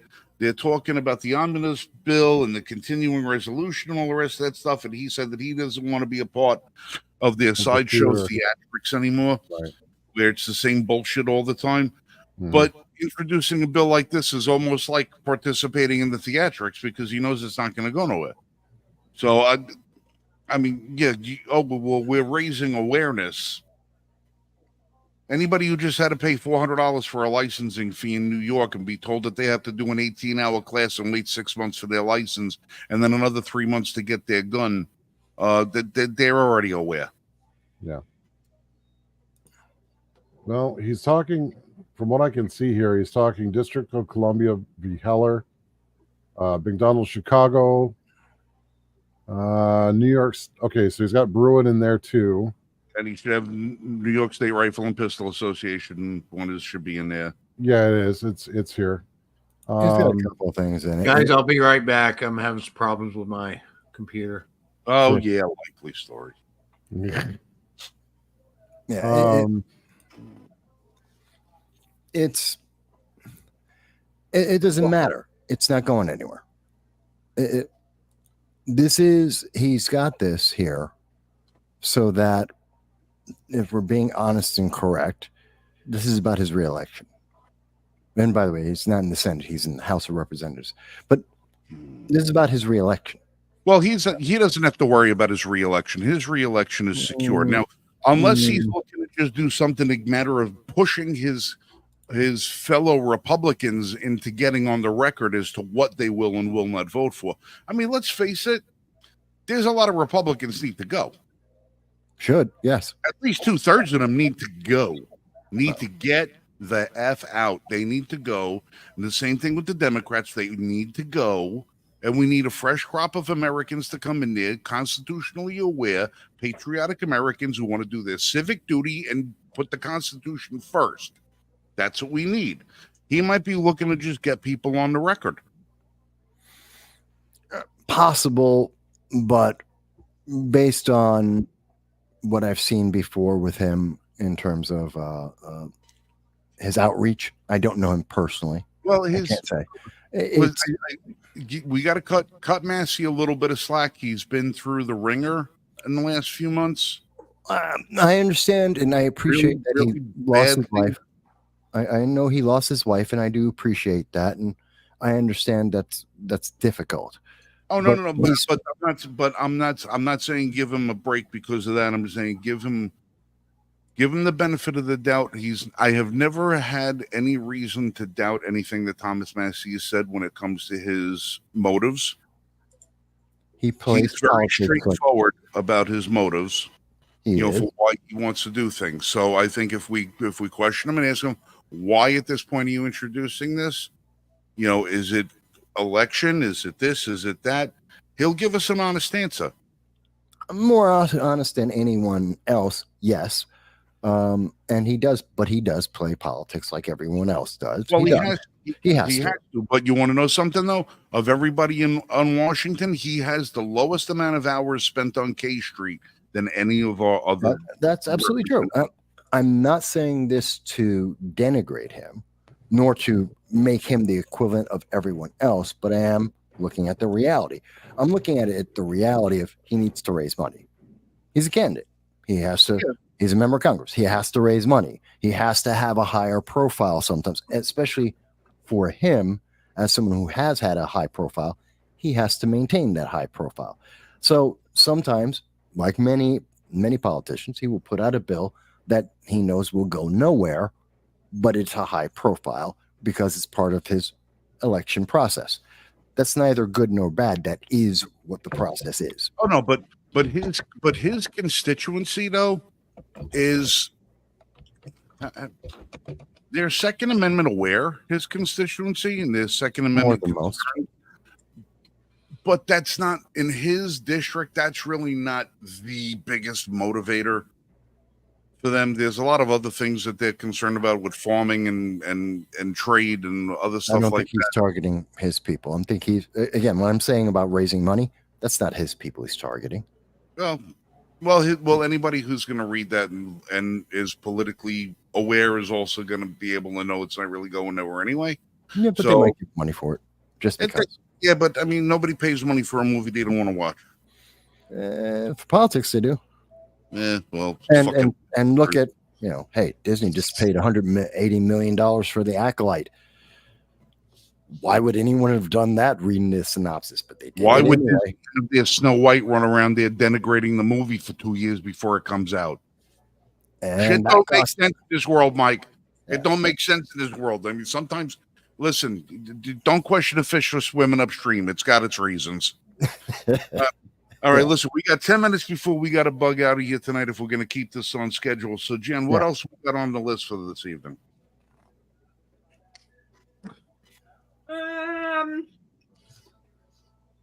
Let's see. We got Hunter pleads guilty in tax evasion. Yeah. It's already New York City giving illegals $4,000. We got moving costs, really? Yeah, giving illegal $4,000 to leave shelter as moving costs. To go where? Judge to Central Park to eat the ducks. No, they're trying to send them. Judge plays Trump's New York sentencing until after election. That was almost expected, though.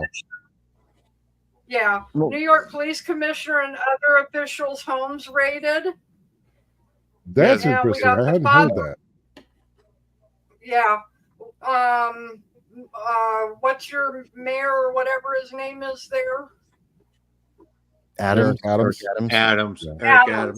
has to do with people around him again. And then the kid who killed those people at the Georgia school, his father was arrested as an accessory. As it should be. So you know what's funny? What? How come that kid's father gets arrested as an accessory, but the guy who shot Trump, his father wasn't? Different state. Yeah, so but same standard. Huh?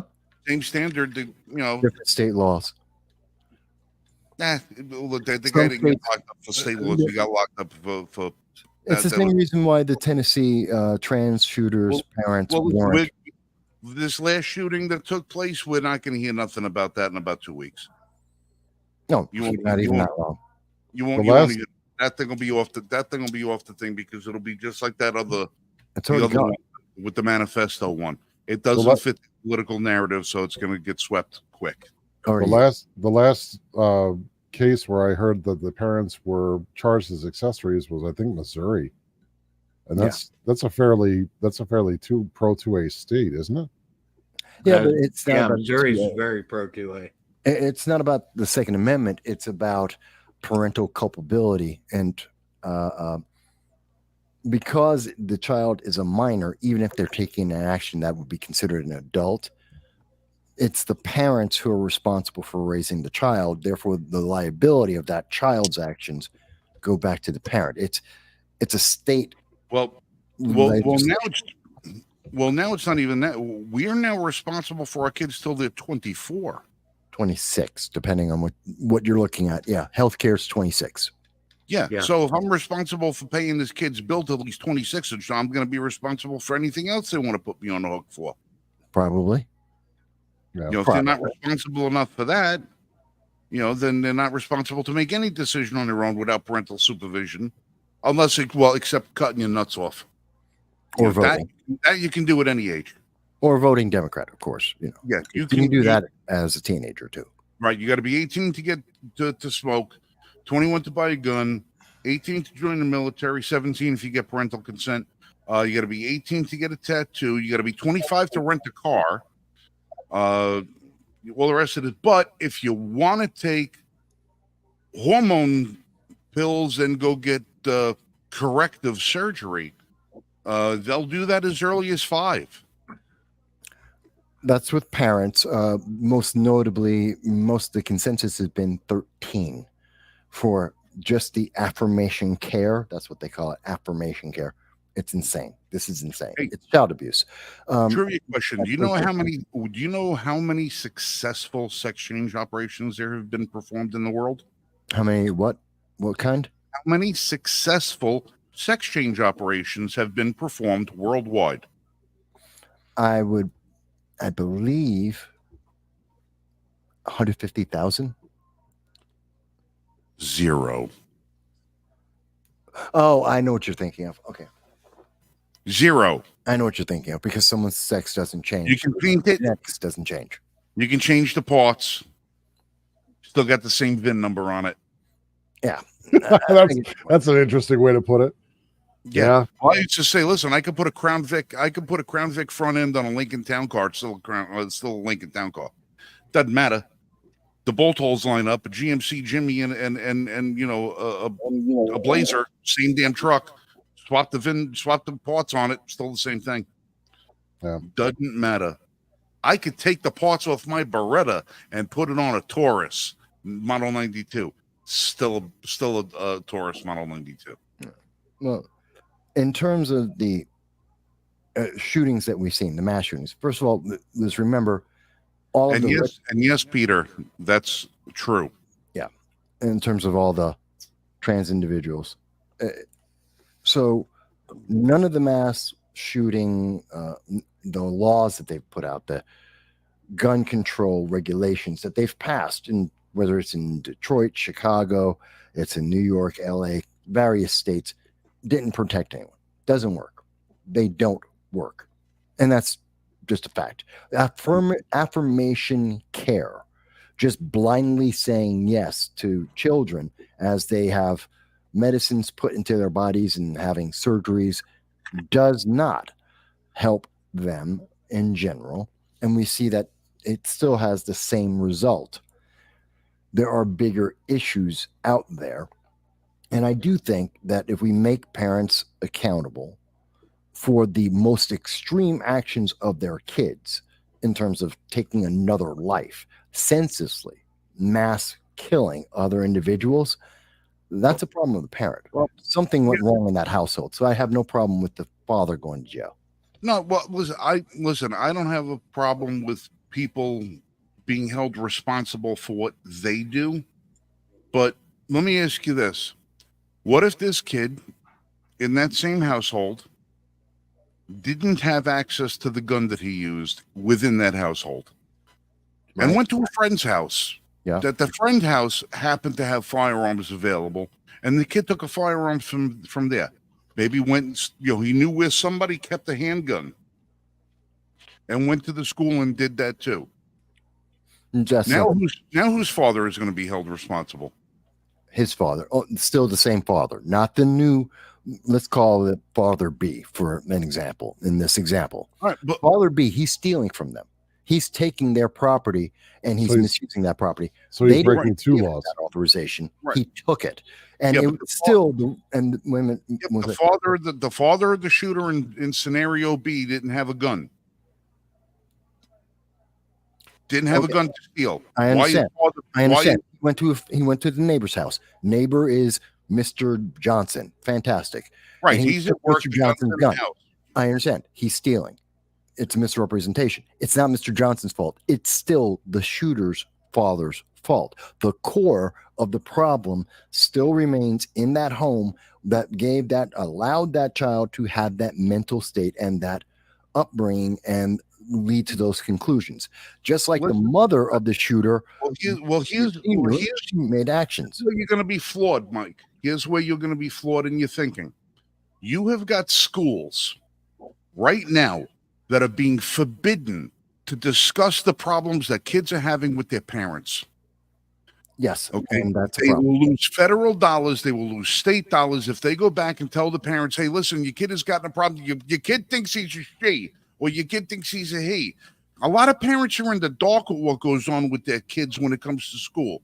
The Yeah. kids don't go home and discuss shit with their parents about what's going on with them. And the schools are hiding it. Guidance counselors are keeping it secret. I remember going to school. You couldn't get a friggin' aspirin if you had a headache without them calling up your parents and getting medical permission to give you an aspirin. Now you got school administrators that are driving kids to sex change clinics so they can go get hormone therapy without the parents knowing about it. I There understand. comes a point where parents are so detached from what their kids are because government has become the kid's parent, not the parent. I So understand we that. end up And holding parents responsible for shit that they can't even control anymore. wait a minute. But and in that case, that yes, that culpability continues. Again, I want the root problem. And if the root cause is the school didn't allow the parents to know what was going on and they were assuming the position of the parent, then that school board, those teachers, that principal, that superintendent are Okay. culpable and should be arrested as well. But the parent still remains Right. at the A end of half the day, hour it's to the before parent. that shooting, the mother was calling the school, Yes, and she's fine.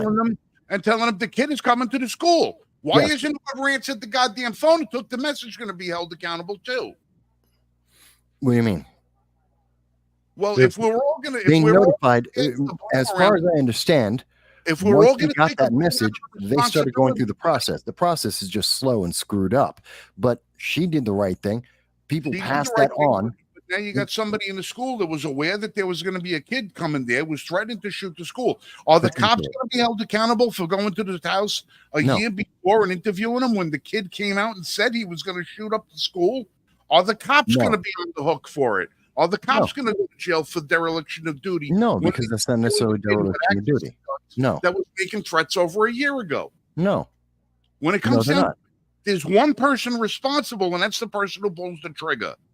Now, if we want to hold people morally responsible, that's one thing. But to hold somebody criminally responsible for what somebody else did, That was a child, and the child, listen, the there are actions no of the child children is on anymore. the parent. There are no children anymore. No, they Nine-year-old kids today are being treated like Just adults because- by the whole friggin' world.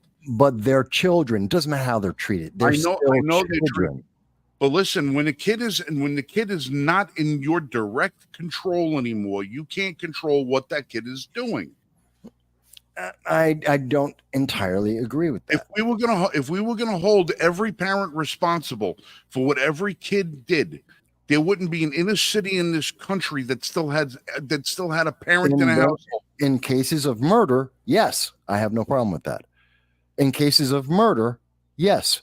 If you're talking And why about aren't we other holding- things, Why no, aren't we they're going to hold not. parents responsible financially for the theft crimes that go on? Why aren't we going to hold them responsible financially for the vandalism that kids commit?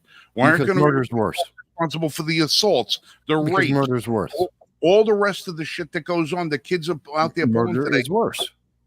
No, it's not. No, but if we're going to hold people responsible for what they do, then you have to hold responsible for No, I every don't crime, have not just the bad. No. I've set the boundary, and that's the most extreme. That's Why? not, but that's the thing. There is no boundary. There If is. you were going to draw a line and say what people are responsible for and what they're not, then there is no boundary. We're either responsible for everything the kids do or nothing. Okay, then I would go. If we want to go there, then okay, parents are responsible for everything. Fine. I got no All right, problem with that. then let's hold them, everybody accountable for everything. Okay. Well, no, parents are responsible for their children. It's their child until that child becomes an adult, and then adults are responsible for themselves. I had no problem with that. All right, let me ask you a question. Did you ever get away with anything when you were a kid? Of course, I did. How would, looking back, would you have liked to have your parents be held responsible for what I you didn't get did? caught. At least I was smart enough not to get caught. Now there's a difference then. But if well, here's the thing: if that was the situation, I would have had to make a choice, taking on that risk. Do I want to risk that with my parents? Would I have done everything that I would have done anyway, knowing that if I got caught, my parents would have had to suffer along with me? I was willing to take the risk for myself. Am I willing to take the risk for my parents as well? Now that creates a new scenario, a new set of criteria that I have to evaluate and make a choice on. Now, can I tell you that I would have or wouldn't have? I don't know. I don't know what I would have chosen, knowing that that was part of the consequences. But that isn't what's the reality. That didn't exist. I don't think criminal We're culpability. going down a very, very, very slippery slope when we start holding people who didn't pull the trigger responsible for the other people that did. We're not talking about adults. We're talking about children, and we're talking about the direct children, the kids of the parents of that child. They had the environment that created that child and those consequences. But that's assuming that's assuming then that the parents did not raise them well. And that's not always the case. Assuming that the parents were responsible for this kid's mental state. I would tend to believe that. Now, that's why we have an investigation. That's why it's an arrest, and you still have to go to court. You still have to prove the case. I would say that. Well, perhaps maybe we should investigate what was going on with this kid before we locked people up. I would say that civil culpability would be more acceptable than criminal culpability on behalf of the parents. I mean, so if you want to hold we've now locked up the kid's father. Yeah. Okay. When he didn't do the shooting, he had no idea the gun was gone, as far as anybody can tell, right? Mm-hmm. So he's now going to be held without bond. We're depriving him of his freedom, depriving him of his rights. Waiting for a trial, and the investigation isn't done. I think at some point when you have situations like this, maybe it's best to take a little bit of time and actually investigate before we kowtow to the media and depriving people of their civil liberties. I didn't say that he needed to. I didn't say that there shouldn't be an investigation first. I'm talking about whether or not should he be culpable. They didn't investigate shit. They went and they locked this guy up. I understand what they did. I'm saying what the process should be. There are several layers of problems in this, and we're not addressing the mainstream are not dealing with any of those levels. And of course, this is also something that was to the degree that it is a state decision, and in that state, people have agreed because states' rights. They said that this is part of the process. Now, the fact that they're abusing parts of the process to appease the mainstream media by arresting the father without having an investigation done, without having due evidence, do I think he is potentially culpable? Yes. Is he part of the root of the problem? Probably. That's why we have the investigation. If he is, he should be punished. If he isn't, he's not punished.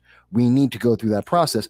Doesn't mean he should have been arrested now, but I think that he should have had that potential always, because I believe that he's part of the root of the problem in that mass shooting. Well, look, if the father came into the house, told the son, here's the rifle, or daughter in this case, whichever they're going to wind up identifying this kid as time goes on, because it looks like it's in flux.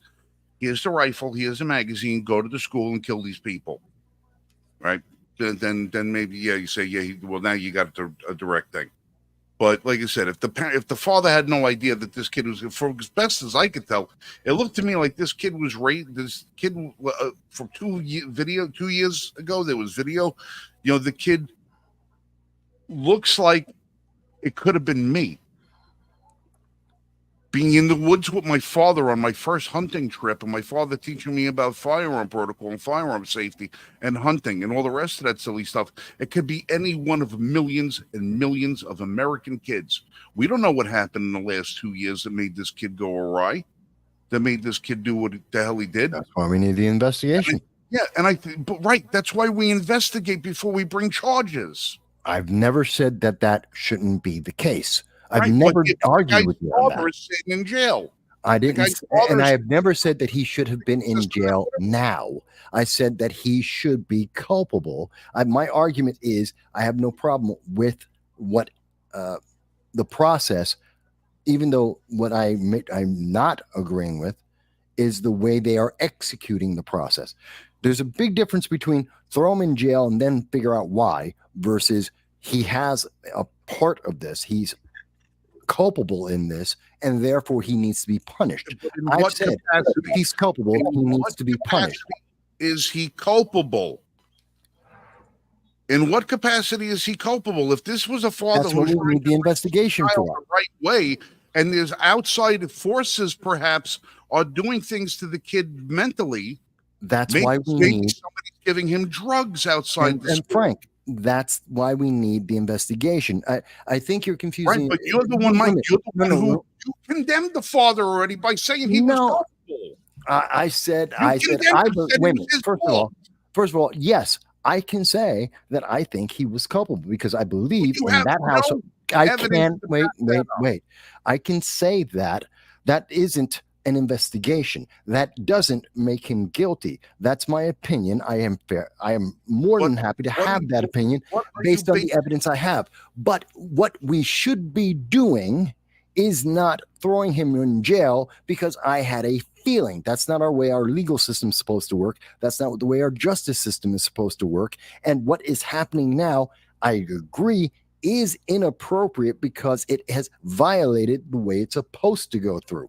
I never said throw him in jail. I said if he's culpable, then he goes to jail. But you're formulating an opinion that the man is culpable for his son's actions without a single piece of evidence that determines why he would be culpable of his son's actions. Because that is his son in this household. No, I don't know. And I'm was willing trying to do or not trying to do, if he was trying to prevent things. And I am more than willing to amend my opinion, but my opinion is based on that is his family, that is his son in his household every day of the week. Yes, I believe that that leads to culpability. Yes.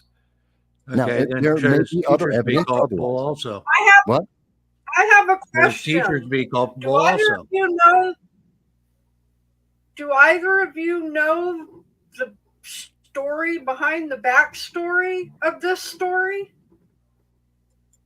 What? It's like an onion. There's layers. I mean, there's always more to it, but I don't know what you mean specifically. Okay, the kid put out on Discord over a year ago how he was going to commit a school shooting. ATF was called. They did an investigation. The father and the son said, oh, it was a hack. Yeah. Which was a lie. Mm-hmm. The kid put out that he was going to commit a school shooting.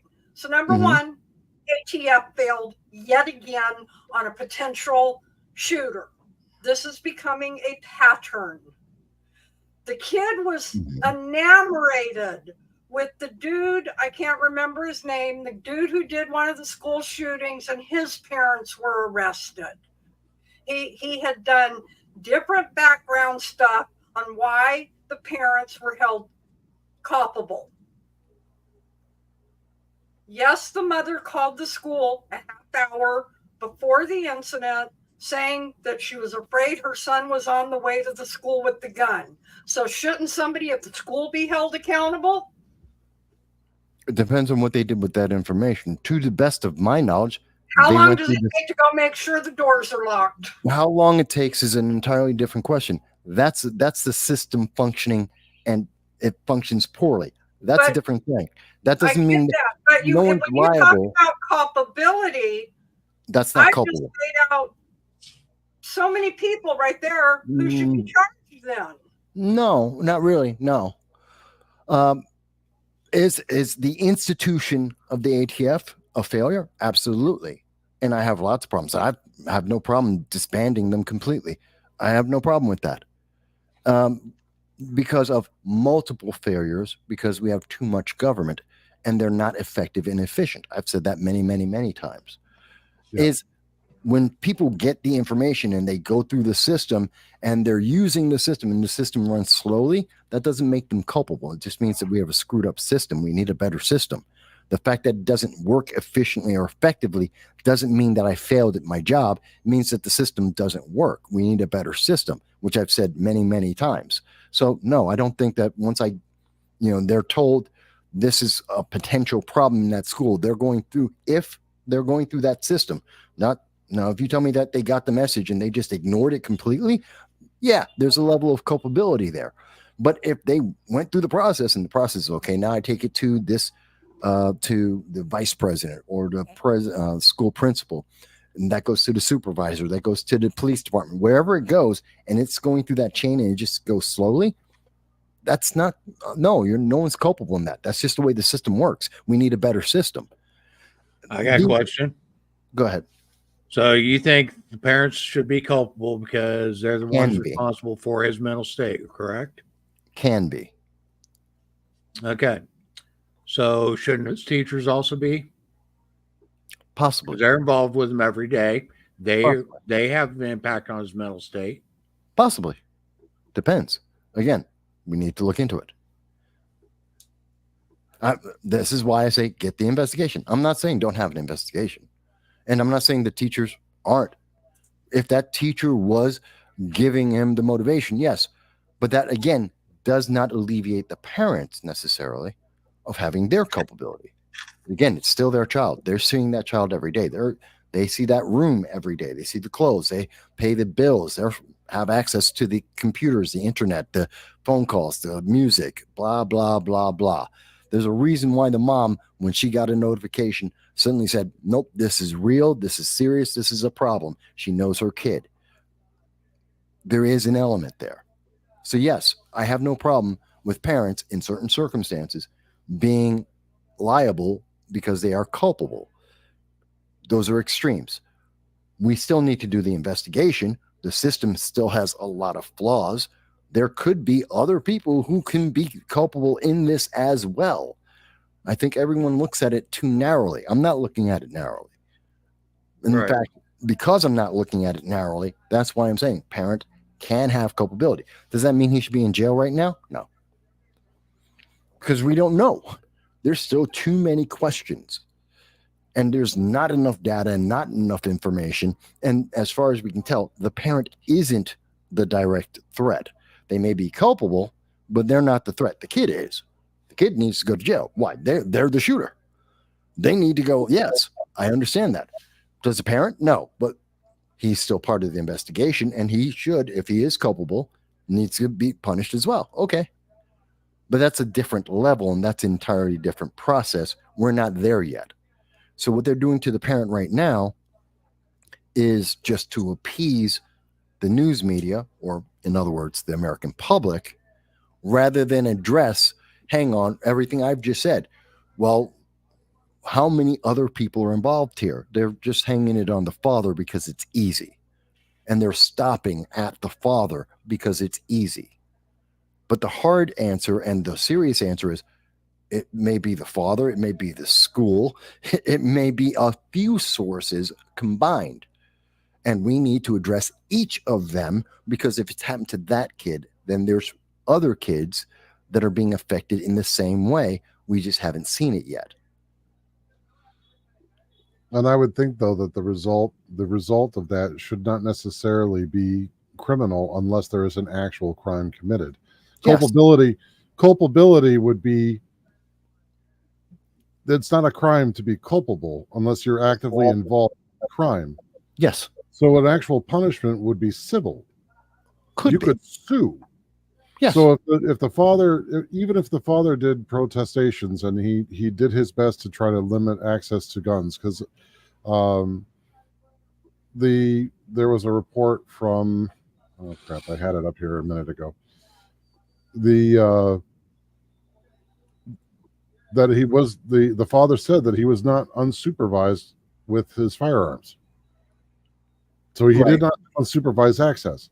So if he was taking as many preliminary steps as he could to avoid unsupervised access to these guns, and somehow the child foiled that attempt, he's still culpable in the sense civilly that he's involved. They were his guns.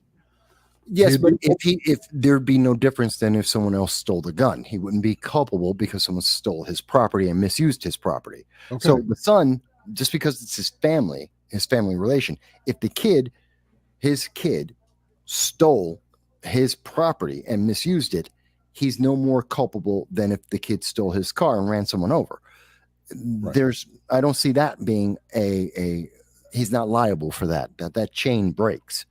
But if we're finding out that he didn't secure his guns and the kid had a key on his keychain to the gun cabinet, and we know that the father has been running around the house in the neighborhood screaming about how they should shoot up XYZ, and like that's his thing. Well, now we have a different chain of evidence. We have a different chain of liability and culpability. It's entirely different. Do you see the difference between the two there that I'm saying? Yeah. Okay. So should have gotten a boss lock. Huh? Should have bought a boss lock. Yeah. BOS lock. That's right. Check it out, folks. But so a lot of people are getting caught up in what has happened, not the way it should happen, and the way that we can have this discussion. People are looking at, but he's locked up, and that's wrong. I didn't say it isn't. That doesn't mean that at some point, if he was guilty, that he shouldn't be locked up. And I'm not going to excuse him from getting locked up just because they screwed up the process at this moment, because they're trying to appease the news media and a bunch of moms so they can go to sleep at night, because that's politics. I'm not going to excuse the culpability and the liability that may be involved. What I am going to say is do the investigation. Don't throw them in jail. Do the investigation. Find out if they're right or wrong. Don't destroy the guy's life for no reason whatsoever. But if there is a reason, punish him as harshly as you can, as we should. Same thing about the kid. Kid committed the crime. Punish him as hard as you can. Why? Based on the fact that we have pictures, we have evidence.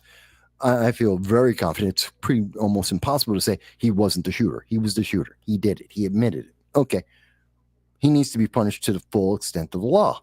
Which they can charge him as an adult. And they should. And they are. Yeah. So he's basically facing premeditated and what was the other one here? I would give him the death penalty if I could. They're not going to give him the death penalty. They won't, but I think they should. But they won't. Not only they've already come out and said they're not. They've already come out and said they're not going to give him the death penalty. I know, but they should. Right now, they're leveling charges of involuntary manslaughter and 2 counts of second-degree murder against the father, along with 8 counts of cruelty to children. So there's something more going on there, but we don't know because they haven't released any kind of investigation yet. Right, and that's the problem. 8 counts. I think the 8 counts of cruelty are attached to the victims. The victims, yeah. Yeah. That's not on the father. That's not on the father. Right. I don't think that I don't think that chain goes there, because again, unless the father is running around saying you should kill this one and that one, and I mean, unless you got evidence of that, but that takes an investigation. We haven't had that. We don't have that evidence, so no. So that doesn't make sense to me. Something is wrong. And what I think is what's wrong, besides the system having certain problems in it, because they're afraid to use the law the way it's supposed to be, such as that kid should be on getting the death penalty because he committed an adult act, a crime, murder, multiple times. He should be.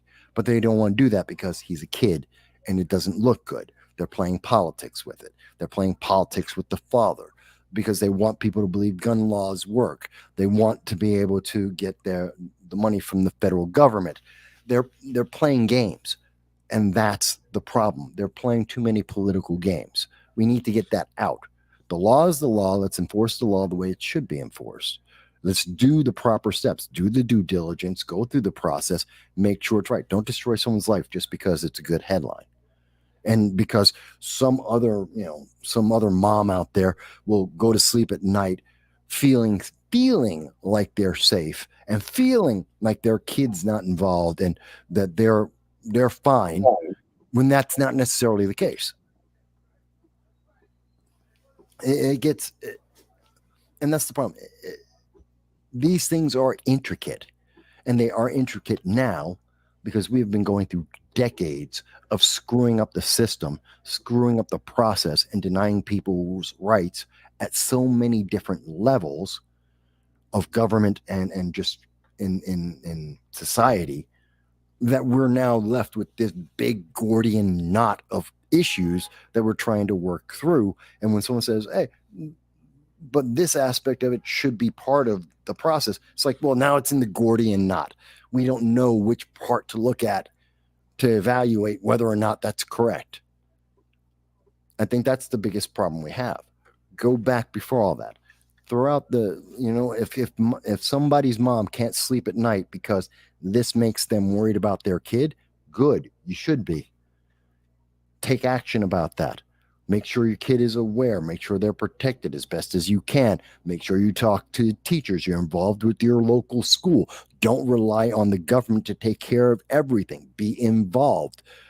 Have your neighborhood be involved, the other parents as well. Make sure you're training your kids, not just on on how to use a firearm, how to properly disarm someone if at all possible, how to protect themselves. Take those options. We need to, they're trying to cop out the easiest answer. And when you do that, you just create a bigger Gordian knot. If that makes sense, if I'm explaining myself well, I hope I am. I don't know if I am. But again, it's difficult. There's a lot to this. There is a lot of nuance. Grammy, I disagree with you. I was abused as a child, and I didn't come out evil.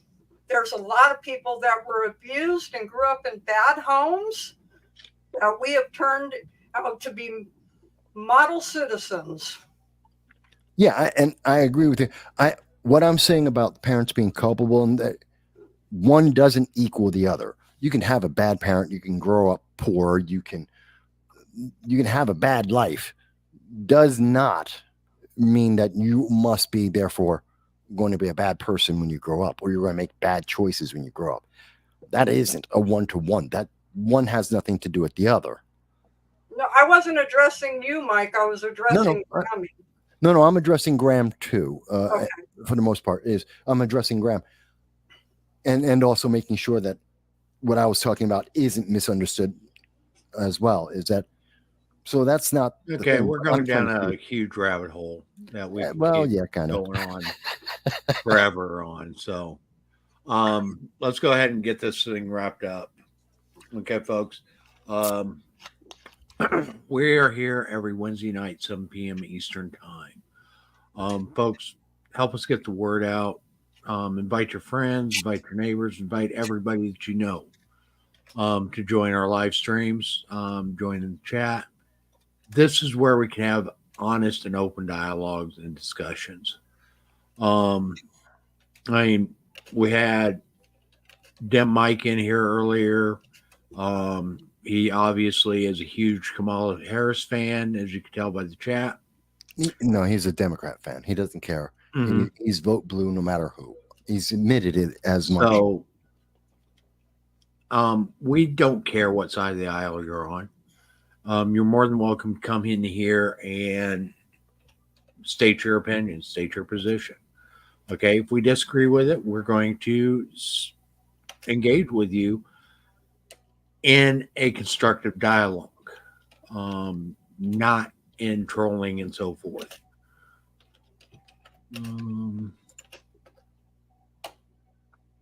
So we were talking about getting involved, and I have something to add to that once you're done. Okay, with you. Go ahead. If you are in or near Broome County, New York's 123rd district, and you want to, ooh, that jumped, and you want to not just talk the talk, but also walk the walk, there is a need right now for volunteers to act as walkers for door-to-door, get out the vote opportunities with Lisa O'Keefe, who is a candidate for New York State Assembly for the 123rd. And this Sunday, on the 15th, everybody's meeting at Stu's in Endicott at 10 a.m. And if you are able to make it and you want to be a volunteer, please RSVP and get out the vote for Lisa O'Keefe and call or text at 607 425 9730. So we, the Liberty First Foundation, usually end every evening talking about how the people need to be more involved. This is how you get involved. You find out who your candidates are, you find out who's running for your district, and if you like them and you believe in their platform, you go out, you put your body next to theirs, and you help them. This is one way that you can do the work to try to take back governance for ourselves, as opposed to just relying on a system that is obviously broken. The other thing I wanted to say is congratulations at Lily. She's Lily for Liberty. She's the New Hampshire number 2. Mm-hmm. Mm-hmm. Lily Tang Williams. She won her primary. Yeah, so I saw that. she is now voted in. So the people are winning, but we have to be able to walk the walk as well as talk the talk. So if you want to help, come out. I'll be there. I am going on the 10th or at 10 a.m. on the 15th, and we will be walking the streets of Endicott, New York, knocking on doors and just letting people know that Lisa is a candidate for a vote for the 123rd. Lily won the New Hampshire second, and that means that she's going to be on the ballot for the Republican. She won the Republican primary. She will be on the November ballot as the Republican nominee. Candidate. So, and I've interviewed Lily before. She's a fantastic person. God, that woman loves the Second Amendment like no one else. She's a fantastic person. I personally have spoken with her many times. And folks, it's not just getting involved with candidates. There's lots of ways to actually become engaged. One is having conversations. Talk about things. Okay. Yeah, you guys might not see eye to eye with people that you're talking with, but don't let those differences divide you. Let those differences be points of learning. Right now, our country is way too divided, and we need to get back to what our foundation is. And our foundation is a United States of America with a government of the people, by the people, and for the people. And the only way that we can actually be a government of the people is if the people are willing to do what it takes to become government, govern themselves. Okay, right now we are too dependent upon the government in Washington, D.C., or in our state capitals, or even at our county levels. We expect government to fix everything for us. Well, that's not where we need to go. We need to come up with solutions ourselves. Ultimately, at the end of the day, you're the one responsible for you. And you're the one that's responsible for correcting the issues that you face. And if it takes getting involved with your communities in order to correct the issues that you see as issues, then that's what you need to do. Okay, quit relying on the government to fix everything, because government has an inherent need to keep problems going that gives them their legitimacy. The only way we solve problems is through the people. Like I said, we're here every Wednesday night, 7 p.m. Eastern Time. Thank you for everybody in the chat. Our audience is growing, and I'm hoping that it will continue to grow as time goes on. But folks, we can't do it without you. We need you to like, share, comment, help us get the word out. Because at Subscribe. the end of the day, it's the people that need to be involved. It's people that need to learn what their rights are. It's people that need to learn how to hold their government accountable. Okay. Without the people, none of this works. Thank you, everybody. We'll see you all next week. Have a good night.